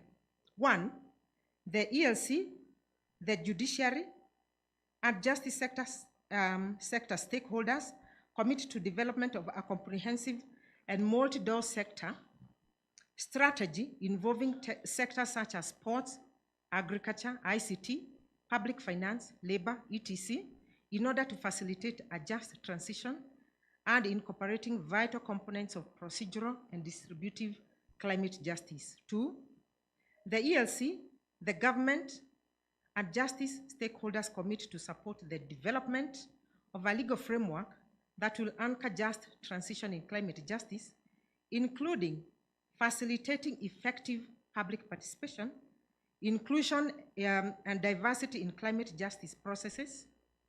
The framework will include groups and persons such as persons with disability, traditional and indigenous communities and groups, the youth and young people, women, girls, and other marginalized communities, groups, and individuals. Three, the ELC, the judiciary and justice sector stakeholders commit to development of jurisprudence and dispute resolution processes in general that will enhance the realization of a just transition. Four, the ELC, the judiciary, and justice stakeholders will develop the capacity of justice sector institutions to facilitate just transition in climate governance and climate justice. The action points will be undertaken by the national government, county governments, parliament, ELC, and judiciary and partners. Deepening partnerships, collaboration in climate governance and climate justice. The ELC and judiciary, as well as all stakeholders, commit to continue deepening partnerships and identifying linkages for purposes of enhancing climate governance and climate justice, including 5, Collaboration and coordination of climate governance and climate justice initiatives. 6, partnership in the identification and mobilization of necessary resources for climate governance and climate justice. 7, partnership in building the capacity of institutions, actors, and the public in climate governance and climate justice. 8, the incorporation of traditional and indigenous knowledge structures and systems of management in climate governance and climate justice. The action will be undertaken by Environment and Land Court, national and county governments, commissions, development partners, and non-state actors. Capacity building in climate governance and climate justice. The ELC, the Judiciary, the Judicial Service Commission, and stakeholders commit to identify and support areas of capacity development in the ELC to promote the advancement and realization of procedural and distributive justice in climate governance. Point 9, the ELC, the Kenya Judiciary Academy, and the judiciary leadership commit to development of capacity building programs on procedural and distributive justice and other emerging areas in climate justice governance. 10, the ELC and partners will explore ways of building a repository and resource center of knowledge and information, particularly in emerging areas of climate governance and climate justice. 11, the judiciary, the government, and development partners commit to the mobilization of resources for capacity building. The action on these points will be undertaken by the Environment and Land Court, Judicial Service Commission, Kenya Judiciary Academy, the national government, and development partners. Uptake of technology to facilitate climate governance and climate justice. Point 12. The ELC and stakeholders commit to the gradual and effective integration of technology for efficient climate governance and climate justice, including in areas such as artificial intelligence. 13, the ELC and stakeholders commit to ensuring equitable access to technology in procedural and distributive justice processes in order to facilitate a just transition through access to technology. 14, the national government and the development partners commit to mobilize resources for investment in technology for climate justice, climate governance. The action on these points will be undertaken by the national government, development partners, judiciary, and the Environment and Land Court. Legislative policy and institutional reform for climate governance and climate justice. Point 15. The ELC and stakeholders commit to the identification of and remedying of gaps in legal, policy, administrative, and institutional frameworks for climate justice and climate governance for sustainability. The action on that point will be undertaken by the Parliament, the National Council on the Administration of Justice, the Kenya Law Reform Commission, Office of the Attorney General, the Environment and Land Court, Council of Governors, as well as development partners. Gender responsiveness, diversity, and inclusion in climate change governance and climate justice. Point 16. The ELC and stakeholders commit to the progressive elimination of barriers and obstacles and distributive justice by women and girls. 17. The ELC commits to training of judges of the ELC on the gender-related aspects of climate justice, and the ELC and stakeholders commit to inclusiveness in climate governance and climate justice processes. 19. The ELC and justice stakeholders will progressively identify persons and groups that are most vulnerable and at the margins of climate governance and justice with the objective of ensuring their inclusion in justice transition. The actors in those points are the national government, the county governments, Environment and Land Court, the National Gender and Equality Commission, the National Council on Administration of Justice. Multi-door climate justice and climate governance. Point 20. The ELC and stakeholders commit to the continued development and implementation of multi-door justice approaches, including alternative justice systems in climate justice. 21, the ELC and stakeholders commit to capacity development of the ELC and institutional support to enhance multi-door climate justice approaches. 22, the ELC, judiciary, government, and partners commit to specifically ensure the gradual integration of indigenous systems of justice in formal dispute resolution processes, in climate governance and climate justice systems.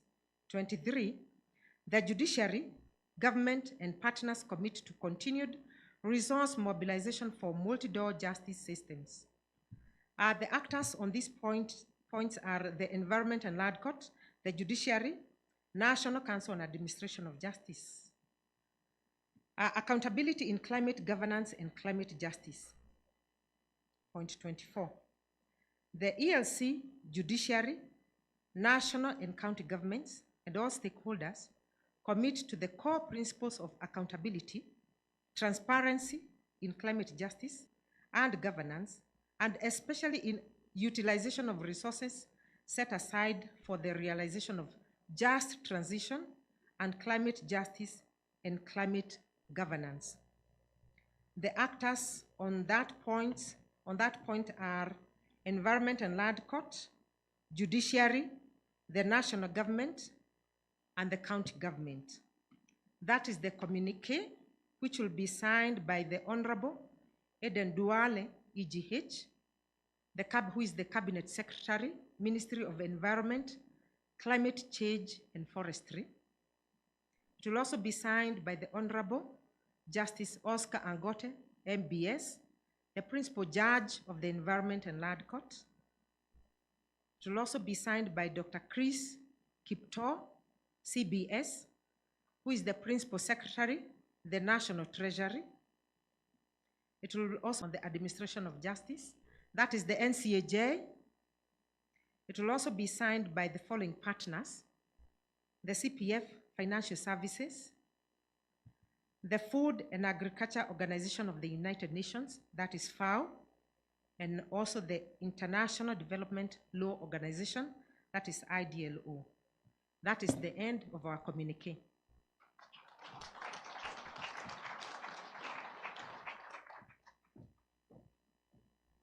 Round of applause, very strong resolutions there, and I thank you very much. Round of applause, please.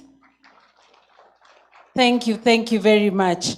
And while you're doing that, as a media person, I commit to hold you accountable. All right, because we have come up with some commitments, it's time to celebrate a little. I have been seeing us, and some of us have been, I don't know, it's because we are under land courts. We have, people say that kugawa shamba. Some of us have been tunagawa shamba. Let's all rise. Let's all rise.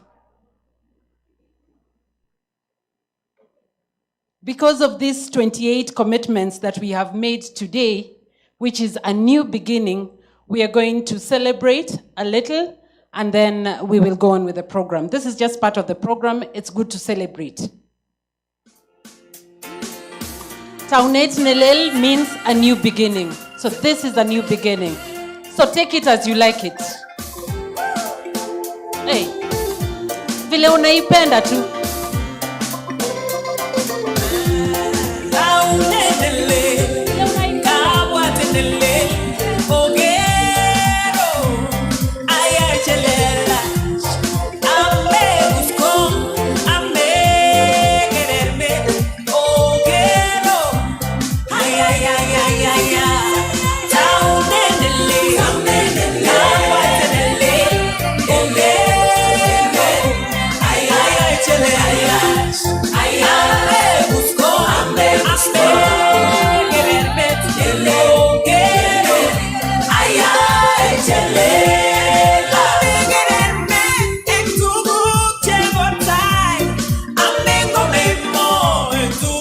Aya, follow me, follow me, follow me.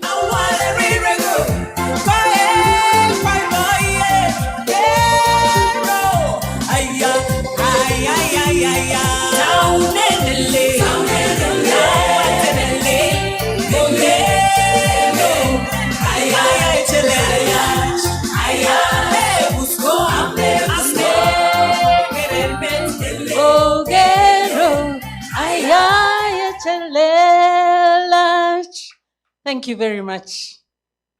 It's good to have some energy in the room. So you're going into closing now, and I would like to call Honorable Justice Angote, who is going now to take over the program until the closure. And after everyone has spoken, we will have a photo session, and this photo session is specifically for our students. We will have the ones who are presenting here, and then we'll also have a photo of the winners plus the judges. So, ladies and gentlemen, please help me welcome Honorable Justice Angote, the Principal Judge, ELC, until he gets here. Until he gets here. And please clap with a smile as well. Thank you very much. Thank you very much. This session is going to be very brief, of course, subject to our guest of honor, who will have the entire evening.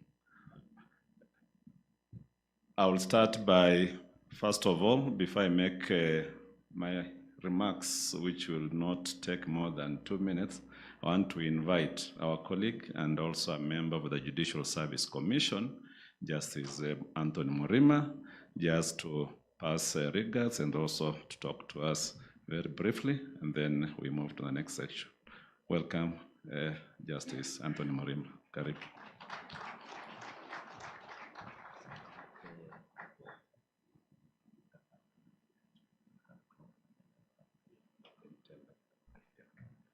Thank you so much, PJ. And good evening, everyone. We must have had a very nice time. The beat which I've managed to follow this afternoon, I think is one of the greatest.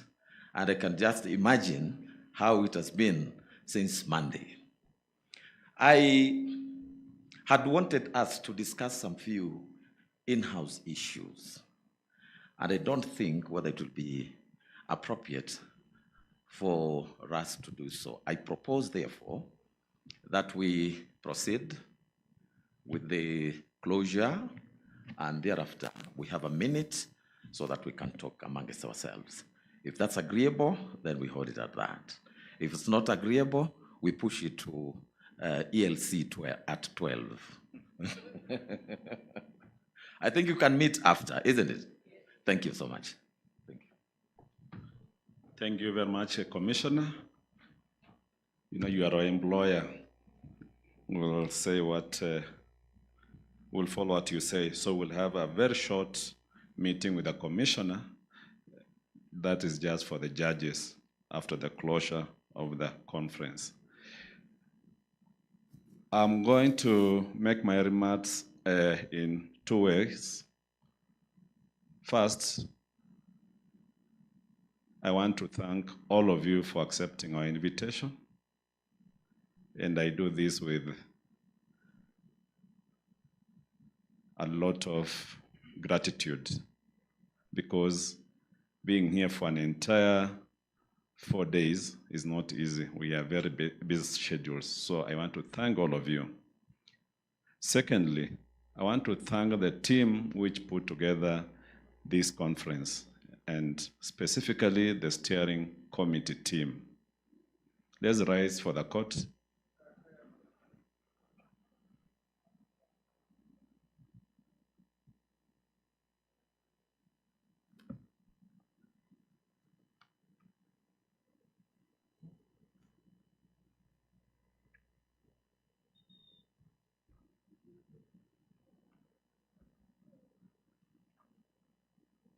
Thank you. We may be seated.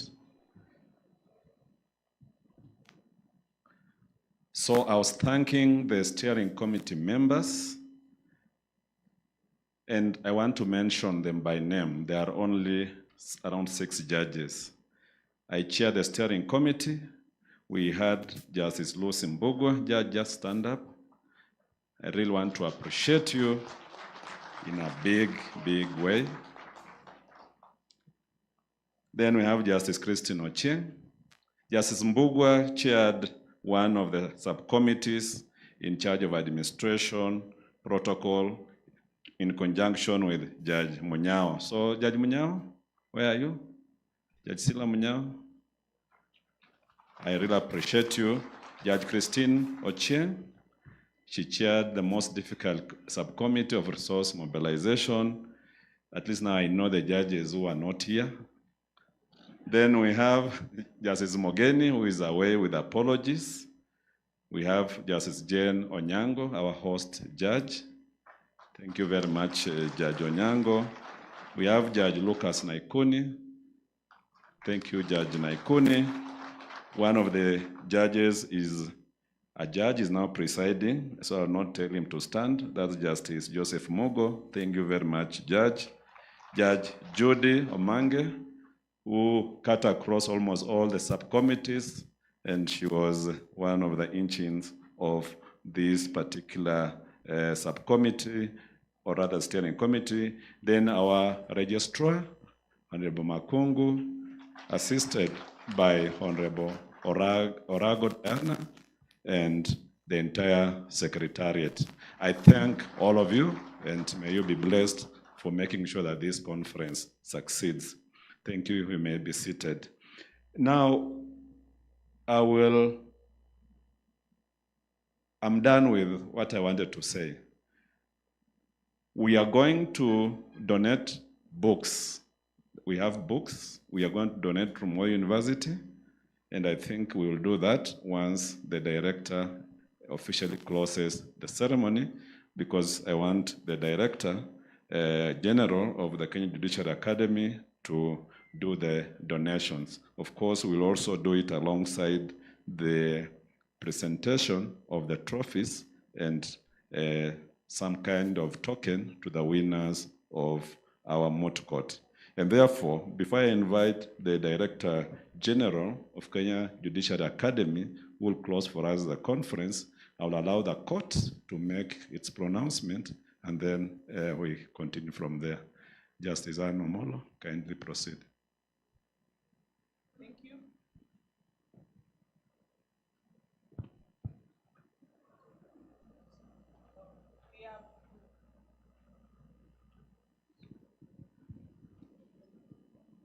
We have come up with a decision after the case that was presented before us. But before we give our determination on whose case has been dismissed or has succeeded, we have two of us that will make comments on the presentation. So we'll have Professor Kameri Justice Professor Kameri give the comments, and Justice Dr. Nyagaka. Thank you, my Lord. I think it is very important to tell the teams they really did well. It was impressive to see the level of advocacy, and also to see the efforts that had gone into reading up on very technical issues. I think bringing out the issue of science policy interface, which is what environmental courts deal with on a day-to-day basis, was a very critical issue. And it was interesting to see when you talk about net zero, and you talk about looking at how much emissions are being put out, and how much mitigation is being done, so that you can then minus to see what is really the deficit. So in essence, having the council argue very ably on that was very impressive. I think it would have been useful for the petitioners to have more prayers rather than just declarations, because they could have asked for more, given what they were dealing with. And then the respondents, given that this was an environmental matter, it is not as much adversarial as it is. There should be more collaboration, not contention, and the advocacy skill for an environmental case, because at the end of the day, the benefit is to the environment. But I'd like to congratulate the teams for being very competent. Thank you very much, and thank you, Madam President. Similarly, I want to pick it up from where Her Ladyship, Professor Bote has left it. That yeah, this, as much as it was an environmental matter and in an adversarial jurisdiction, there needed to be more of that collaborative issue. However, number one, in regards to jurisdiction, for those of you who had the case, and also those who did not have the case, the issue of jurisdiction was interesting, and we found it as judges that one, there were NGOs that were from Ushuru, and then there was an NGO that was from a neighboring country, and that was Horia.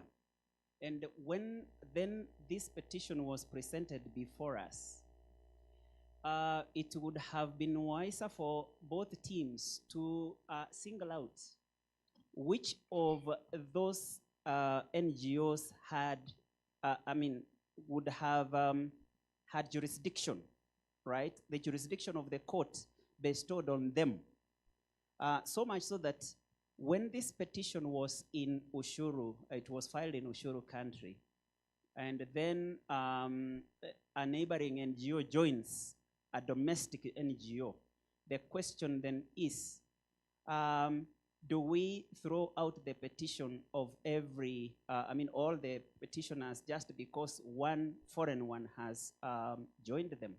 We were of the view that misjoinder of parties would not have ousted the jurisdiction of the court completely. Now then, in regard to content, we as judges have deliberated and we found it very enlightening, of course, for the teams to do so.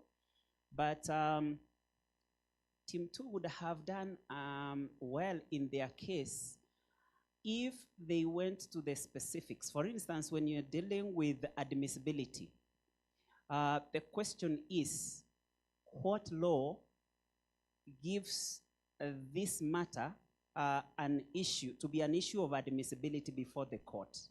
So that if it is the UNFCCC, then you go to Article X of UNFCCC, provides that for a court to have jurisdiction, this and these are the elements to take care of. And then these are not. So that then from there you look now at the facts. How then does that relate to the facts of this case? Talmac, for instance, it's a company that is in a country that is a signatory to UNFCCC. You know, so that you relate those well. And then also content. In regards to content, there are two critical issues that play before any other court. And this is for all the students, not necessarily the teams. Look at the law, look at the facts. So that it is not just enough to say they are lying. You must go beyond saying how they are lying, right? Yes, we are debunking, or rather you use those two terms very, very generously. How are you debunking that? So that if you are saying, these are saying we have not met, we have not gotten to net zero. Look at the facts of the case. This country was emitting 0.1 before this factory was actually started. Currently, it is emitting this. And then we have a Vision 2030, which says we are supposed to reduce these gases to 32%. So that, the court follows you and then appreciates that indeed you are mitigating, you are doing something. So that's what we deliberated on and so, but we appreciate the teams did very good, very well. And we thank you all for the efforts you put in. Thank you.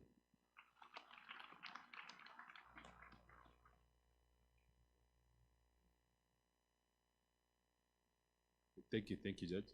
On my part, I will wish to appreciate some of the speakers. There are honorary mentions.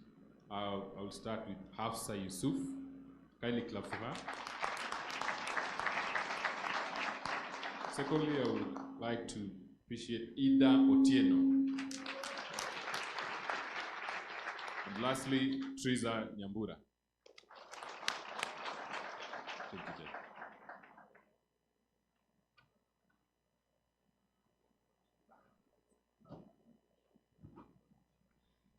Thank you. For this one, I have to stand up because it's a very, very important thing. But PJ, I have to tell you, last evening, just before I slept, I was asked by my good brother, Justice Gicheru, you are a judge and gazetted as a judge. How do you go to pretend to be a judge? He even asked me, can you ask the PJ? It was around midnight, so I had no business waking the PJ. But by Judge Gicheru, by the time I woke up, I found a message. Judge, can you prepare to handle the moot court? So whatever Gicheru said does not count in as far as the PJ gave me the opportunity. And the opportunity is to announce the best male oralist and the best female oralist. And as my brother Judge Nyagaka said, all of them have done very, very well. Very, very well. Let's just give all of them a clap. In fact, I wondered when they were presenting here whether I would have done the same when I was in college.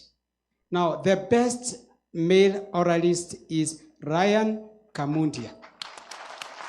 Ryan Kamundia.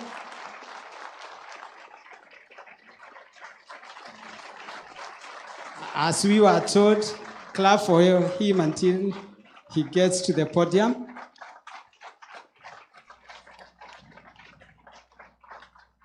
My ladies and my lords, the best female oralist is Valerie Edna.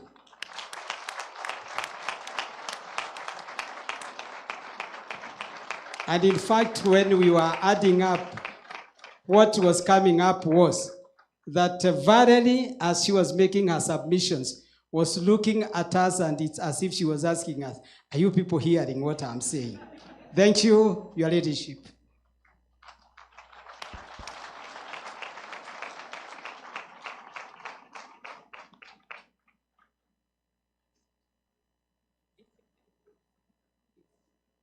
You'll permit me to announce the winners when I'm seated. You know, when you're reading a judgment, I have to keep turning the pages. So if I stand, then I may not be able to read all the pages. I join my colleagues in appreciating the participants for a well presentation of their case and the comments that have been given. Unfortunately, again, we are in an adversarial system where we can't have two winners. We are in an adversarial system where we can't have two winners, but we appreciate that it was well thought out, the issues were captured well, and the defense also did their best, but we noted that the petitioners had sort of an easier case because the facts were almost coming out in their favor, and they did very well in spite of that it was coming out very well, they still brought it out. We appreciated Ryan for bringing out the scientific bit, especially when it came to the issue of the soil erosion. And you know, an introduction is never easy in terms of Valerie just bringing it out what their case is about. And Hafsan was not left out in ensuring that this is what we are asking the court, except for pointing out that we did not have, the declaration was not going to bring restoration to the environment, so next time we include more. We usually say that put all the prayers and let the judge decide which ones they want to give and which ones they will not give you. But when you limit yourself, we say parties are bound by their pleadings, And so in as much as probably you would want to be given the 42 million like the gentleman from Laikipia, but you say that you do not go beyond what was not asked. And so for the winning team, goes to the petitioners. We'll have Hafsa join them.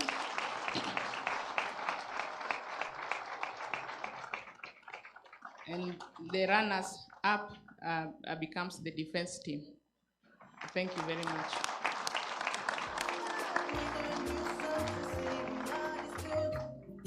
Thank you very much. We will go straight to the photo session because they are already here, so that we would ask the judges to just join them so that we have the photos right now. A clap, tafadhali.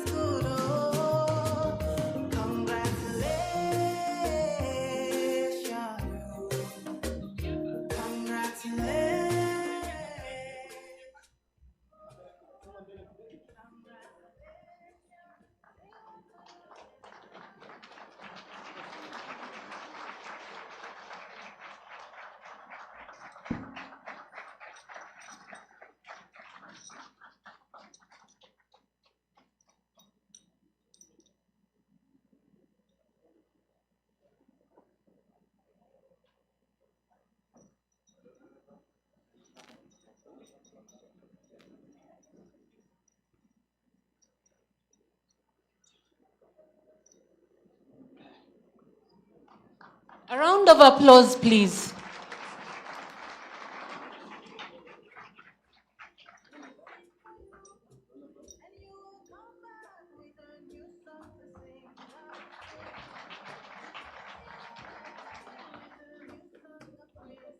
All right, thank you very much. So before they go down, I will ask, no, a moment. The runners up, not yet.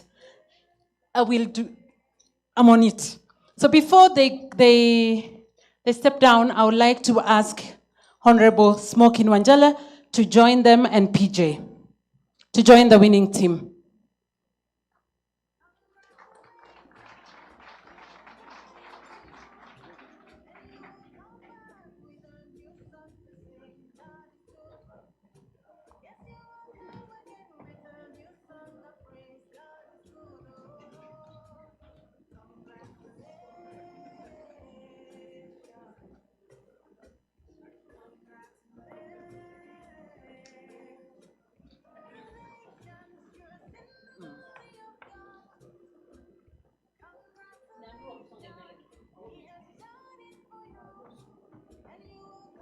Makofi kwao tafadhali.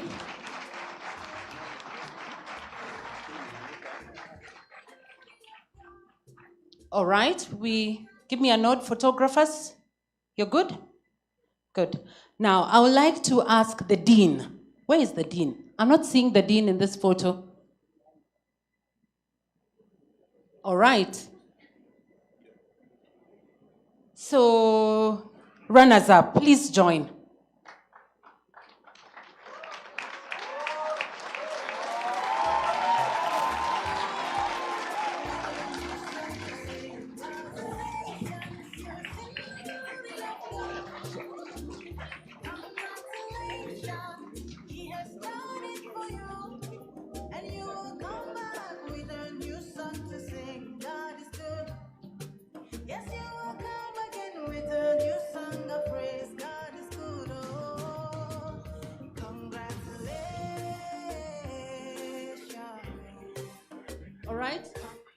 Let's pause for the photo, please.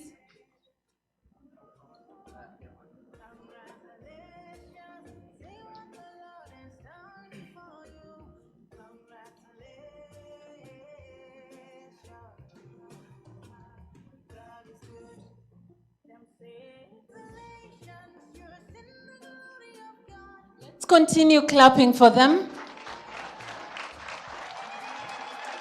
I like that.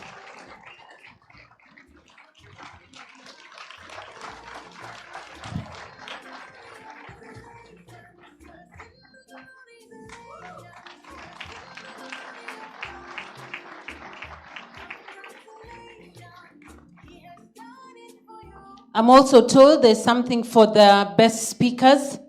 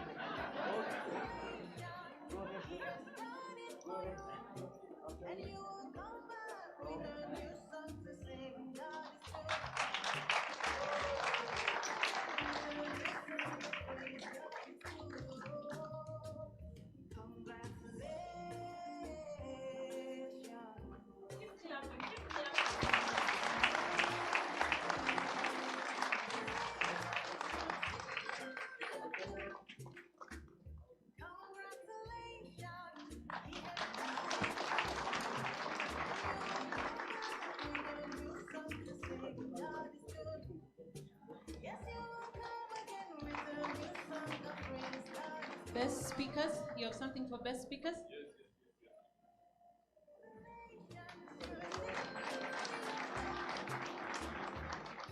I like that it's not a brown envelope. So let's clap for the white envelope. All right, so your best smiles, let's take a final photo.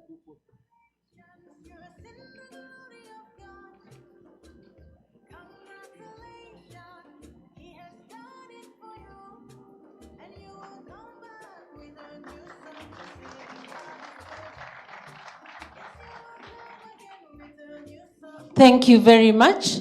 You may be seated. Thank you very much. The winners, you want the winners to remain. The winners, I'm told that they didn't get your faces quite well. So please remain.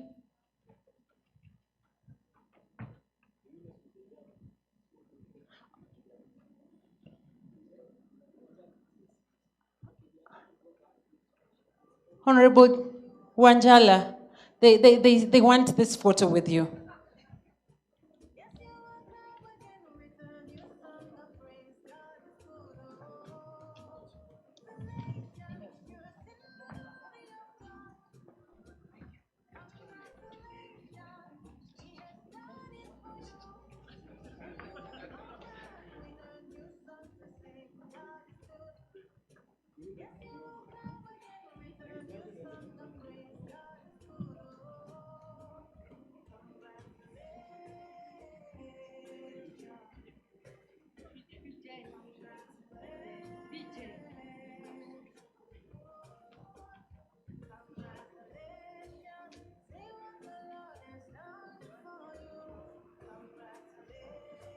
Photographers, please give me a nod if you're okay.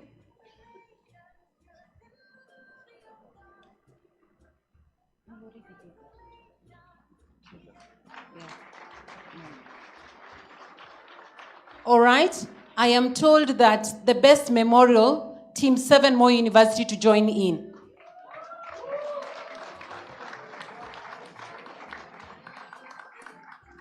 Okay, this photo session is for the students. So the judges, please bear with me. They really want photos with you.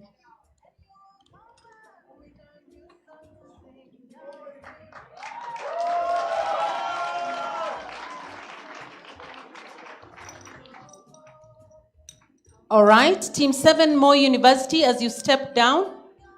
Oh, there's something for you. All right.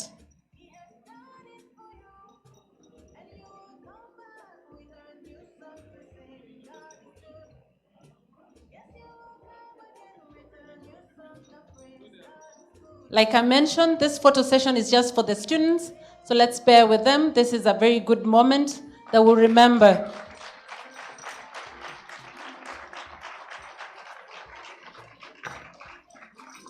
More university, eh? More university, eh?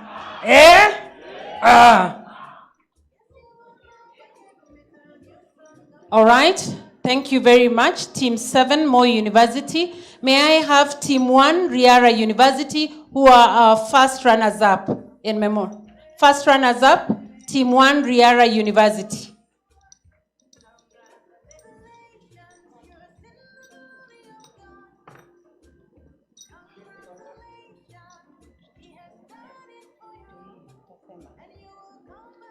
Riara University, where are you? Please come. We want to save time. Riara University. Oh, you're here. All right, so let's have that photo for Riara University. The good thing is that they already have medals, so they can wear the second one much later. So let's just do this for photography. Riara University, Team 1. Makofi kwao.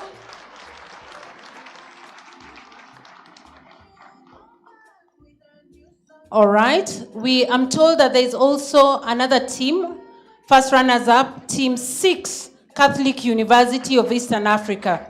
Catholic University of Eastern Africa. Team Riara, you might step down now. Let's have a photo for Catholic University. Much a clap for Riara, please. Catholic University.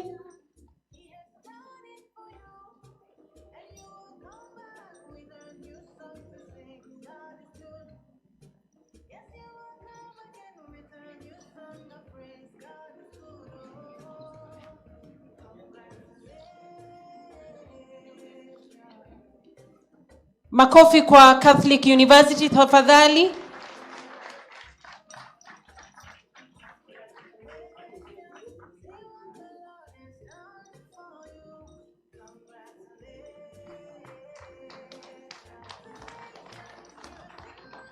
All right, so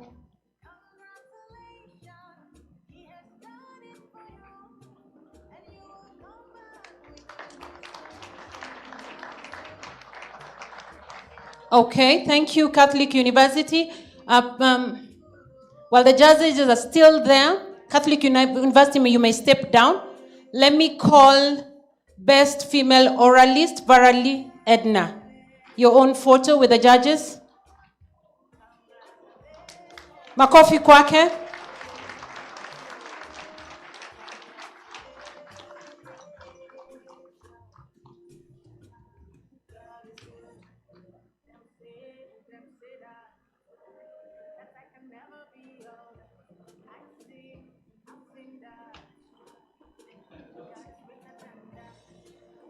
Give me a nod, photographers. Give me a nod, photographers. If you're okay.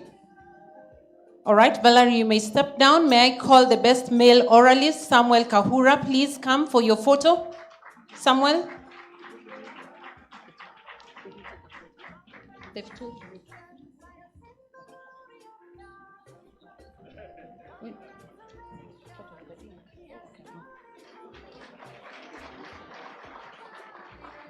A clap for Samuel.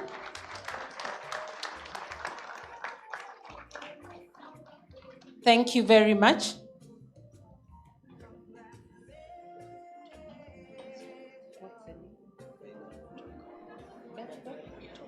Please take your photo, Samuel. You remember this.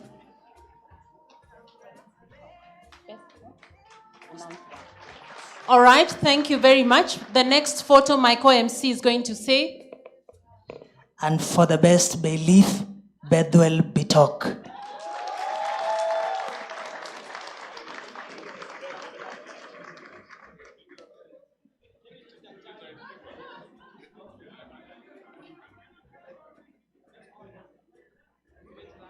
Makofi kwake tafadhali. It's a very good moment for our students. Congratulations. Let's take that photo. You should say Mursik. It ends with a smile. Mursik. Thank you very much. Last but not least, our Dean, Makofi kwake. Your photo, please.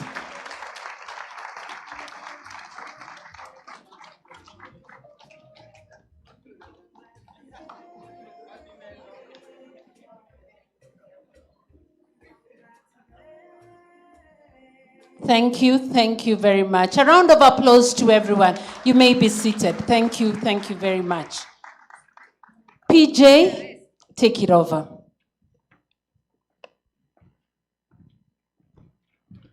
Thank you very much. Let me take this opportunity to thank the judges. It's not easy.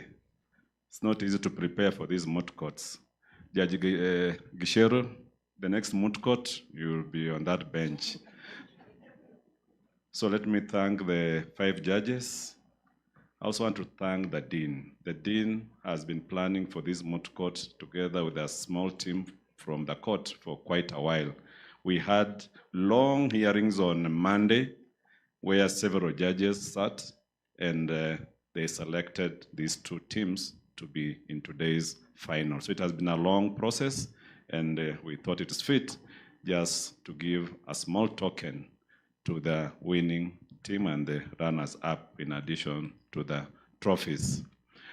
For us to complete this process of giving what I can call memos to this university, the Environmental Land Court has books which it wants to donate to Moi University School of Law. So I'll welcome the Dean to come and receive the books from the Environmental Land Court for the library. Welcome, Dean. And if you have your colleagues, just come.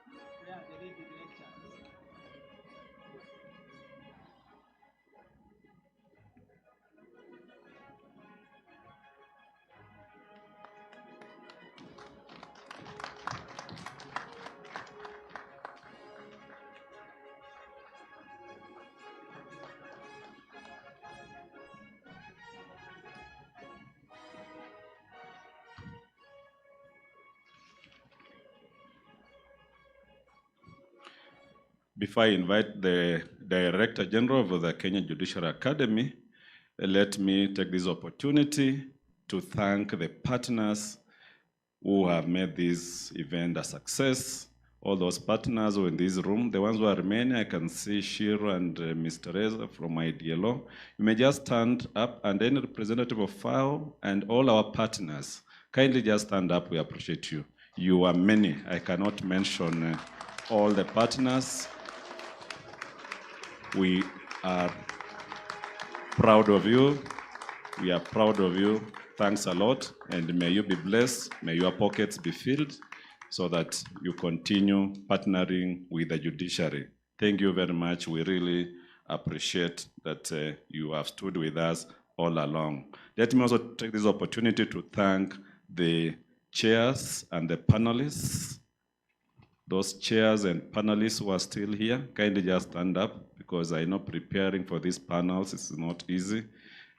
Led by our very own Benson Ocheng. Benson Ocheng was very instrumental. He was in the technical committee. He is one of the people who really assisted us to develop the program, this very rich program.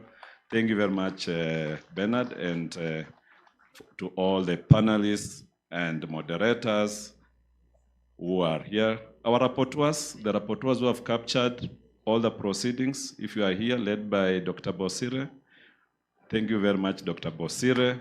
You've always been there for us. You did this for us in Kilifi. We have published our report, ELC at 10, and we are going also to publish this particular report and implement it. We really thank all the rapporteurs led by Dr. Bosire. And lastly, let me thank you once again, all the delegates who are here, the judges, the deputy registrars, the students, and all the invited guests. And lastly, and the most important people, our two facilitators, our two main facilitators, the beautiful ladies who have been with. When you see them, you really know that they have been standing on this podium from morning to evening for 4 days. We really appreciate you, we thank you, and we don't take it for granted that you've managed to take us through. Ladies and gentlemen, let me take this opportunity to invite the Director General of the Kenya Judiciary Academy, who is also the Supreme Court Judge, Dr. Smokin Wanjala, to come and close for us this conference. Welcome, Dr.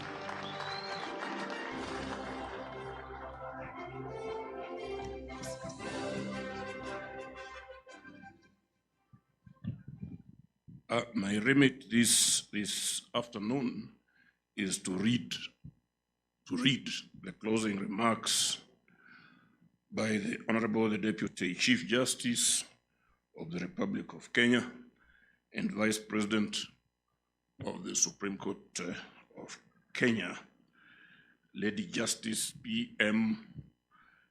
Mwilu, during the Environment and Land Court Climate Justice Conference 2024. I will skip the felicitations and go straight to the content. Ladies and gentlemen, good afternoon.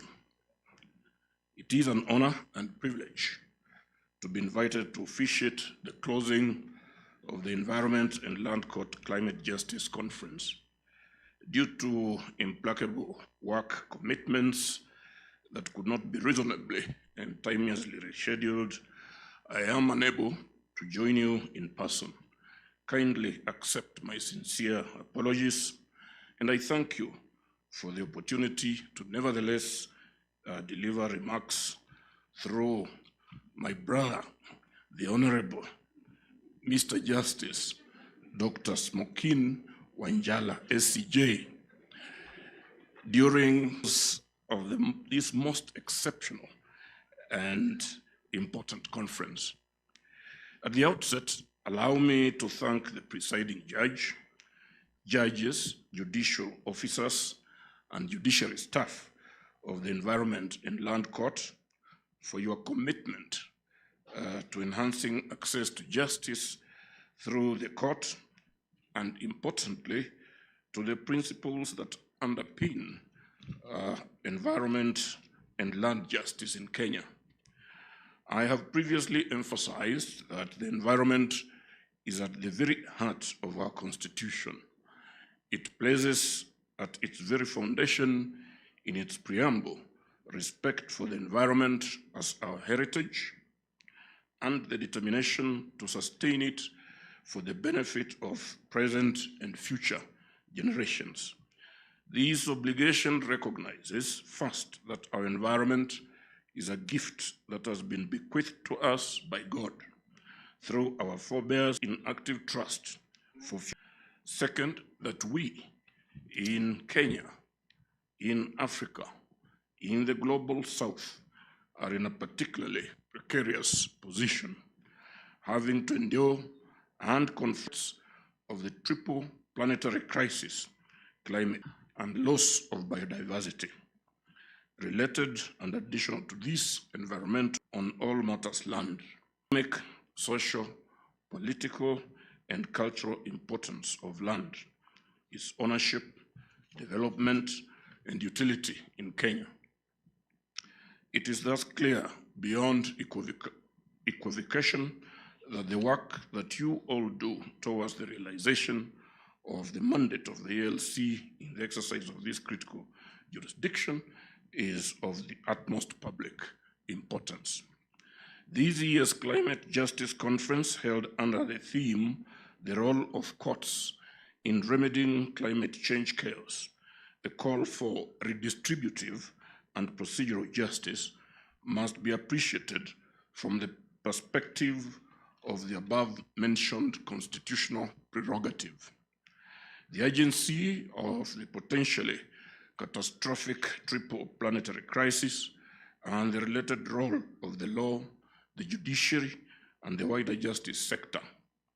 During the opening session, the presiding judge stated that the conference was a call for all actors, stakeholders, and the public to discuss and interrogate at the intersection between justice, human rights, and climate action. It is apposite, therefore, that you began by discussing securing justice and human rights in this era of climate disruption. Our knowledge has been broadened on a number of key and emerging areas, including on sports and harnessing artificial intelligence, emergent technologies, and geographic information systems in adjudicating environment and land matters.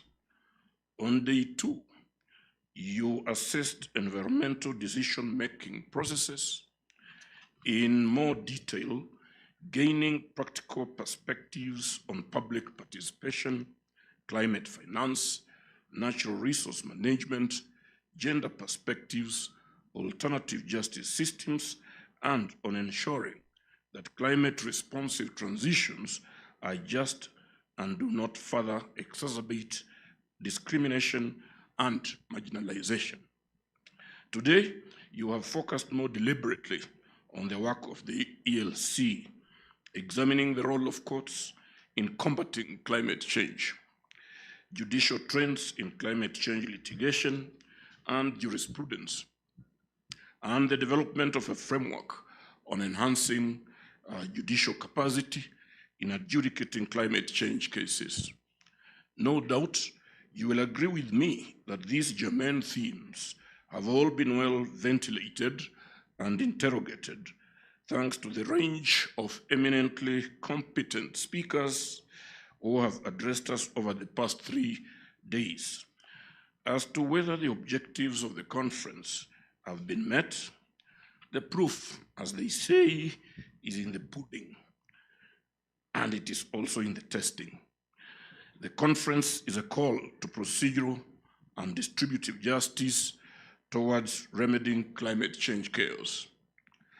The onus is now on us to translate the knowledge, ideas, and propositions generated in our discussions into practices and actions that result in tangible impact and change. This is precisely what is at the heart of the people-centered justice approach under the judiciary's social transformation through access to justice vision and blueprint. Focusing on the environmental justice capabilities, needs, and problems of our people and communities, our institutional actions must be linked directly to justice realities on the ground.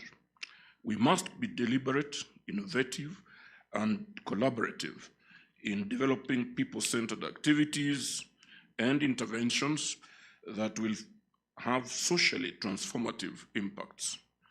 This is especially important when it comes to climate justice. It is evident, self-evident, that any success in regard to climate justice can only be through a whole justice system, whole society approach. Individuals, communities, government and non-government institutional and non-institutional actors must collaborate and partner in forming and guiding decisions about present and future climate justice issues. I urge the Financing Locally Led Climate Action Program to continue to mainstream the judiciary and the wider justice sector in its interventions. I thank our justice sector and development partners for their continued support. I believe that we can deepen and accelerate our joint efforts towards enhancing climate justice, especially through the Environment and Land Court. A special thank you to our gracious hosts, the Moi University and the county government of Uasin Gishu. Partnerships with academia and governments are central to the realization of people-centered justice. I thank the presiding judge and all those involved in the successful organization of this conference for your work and effort. I thank the moderators and speakers for their erudite presentations, and those in attendance for their attention and engagement that enabled productive plenary discussions which have yielded a host of valuable perspectives, ideas, and insights. I'm sure the practical outcomes therefrom shall be duly actioned. For when we meet again next year, God willing, we shall expect that steps have been taken by those responsible actors and tangible progress will have been achieved. With these remarks, it is now my honor to pronounce the 2024 ELC Climate Change Conference officially closed.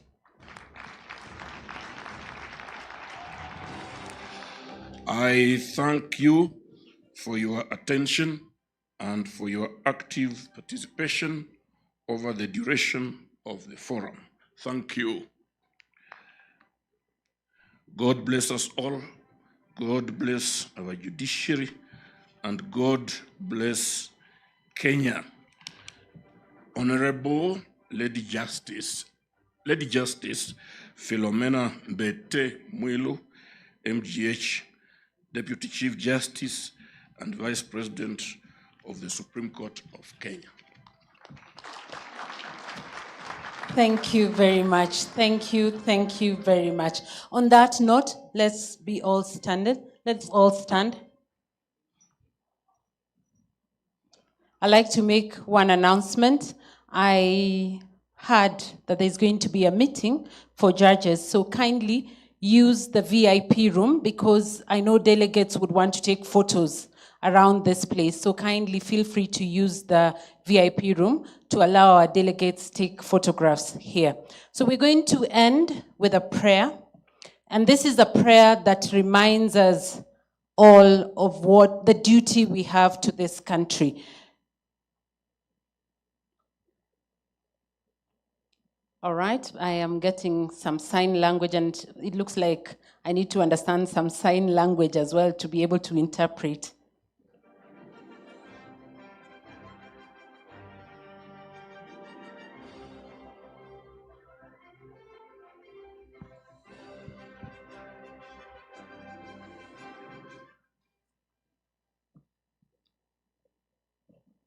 My co-facilitator, why don't you take the stage? Come.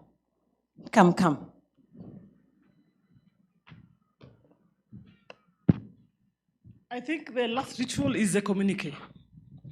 I would like to ask that the chief guest steps back. Here, our PJ, our rep of the AG, and maybe one of our partners who is here, IDLO. And of course, I would like to ask our dear Honorable Justice to come, Lucy Mbugua. If you don't do this, there is no commitment. So that's why we always consider this as the last ritual.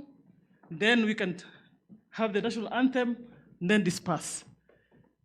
So officially, and of course I want pictures, hand over to the the four, and then we can take the national anthem. Sorry. Is their positioning okay, photographers?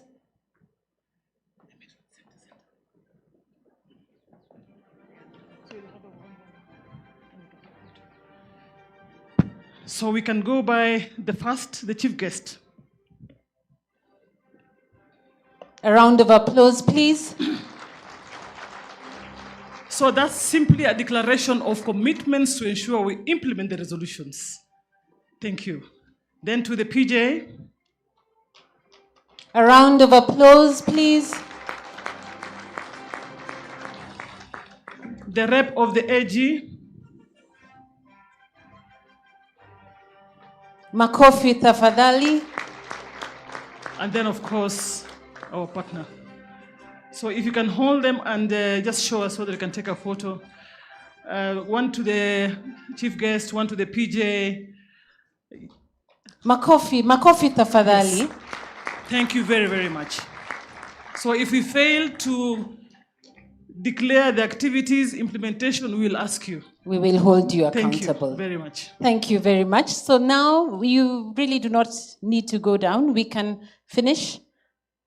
All right, we can finish here. We have the prayers. Okay.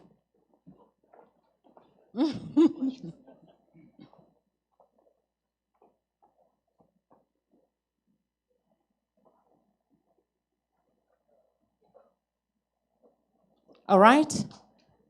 The national anthem and our national prayer, all of us together.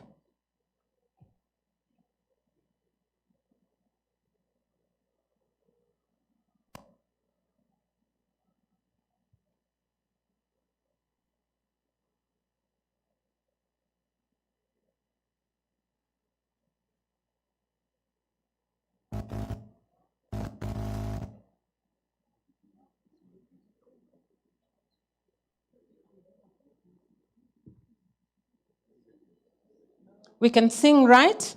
Okay, just put for us the words there. We'll sing.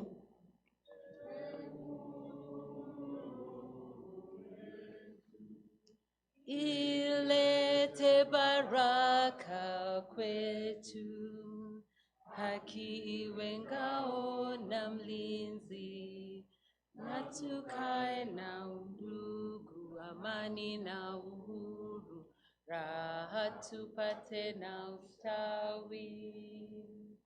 Amkeni ndugu zetu, tufanye sote bidii, nasi tujitoe kwa nguvu, nchi yetu ya Kenya tunayoipenda, tuwe tayari kuilinda.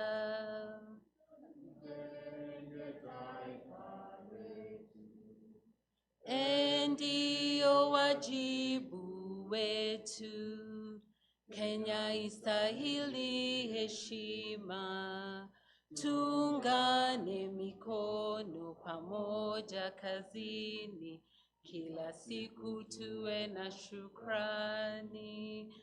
Thank you, ladies and gentlemen. We've come to the end of our conference. Enjoy Uasin Gishu County.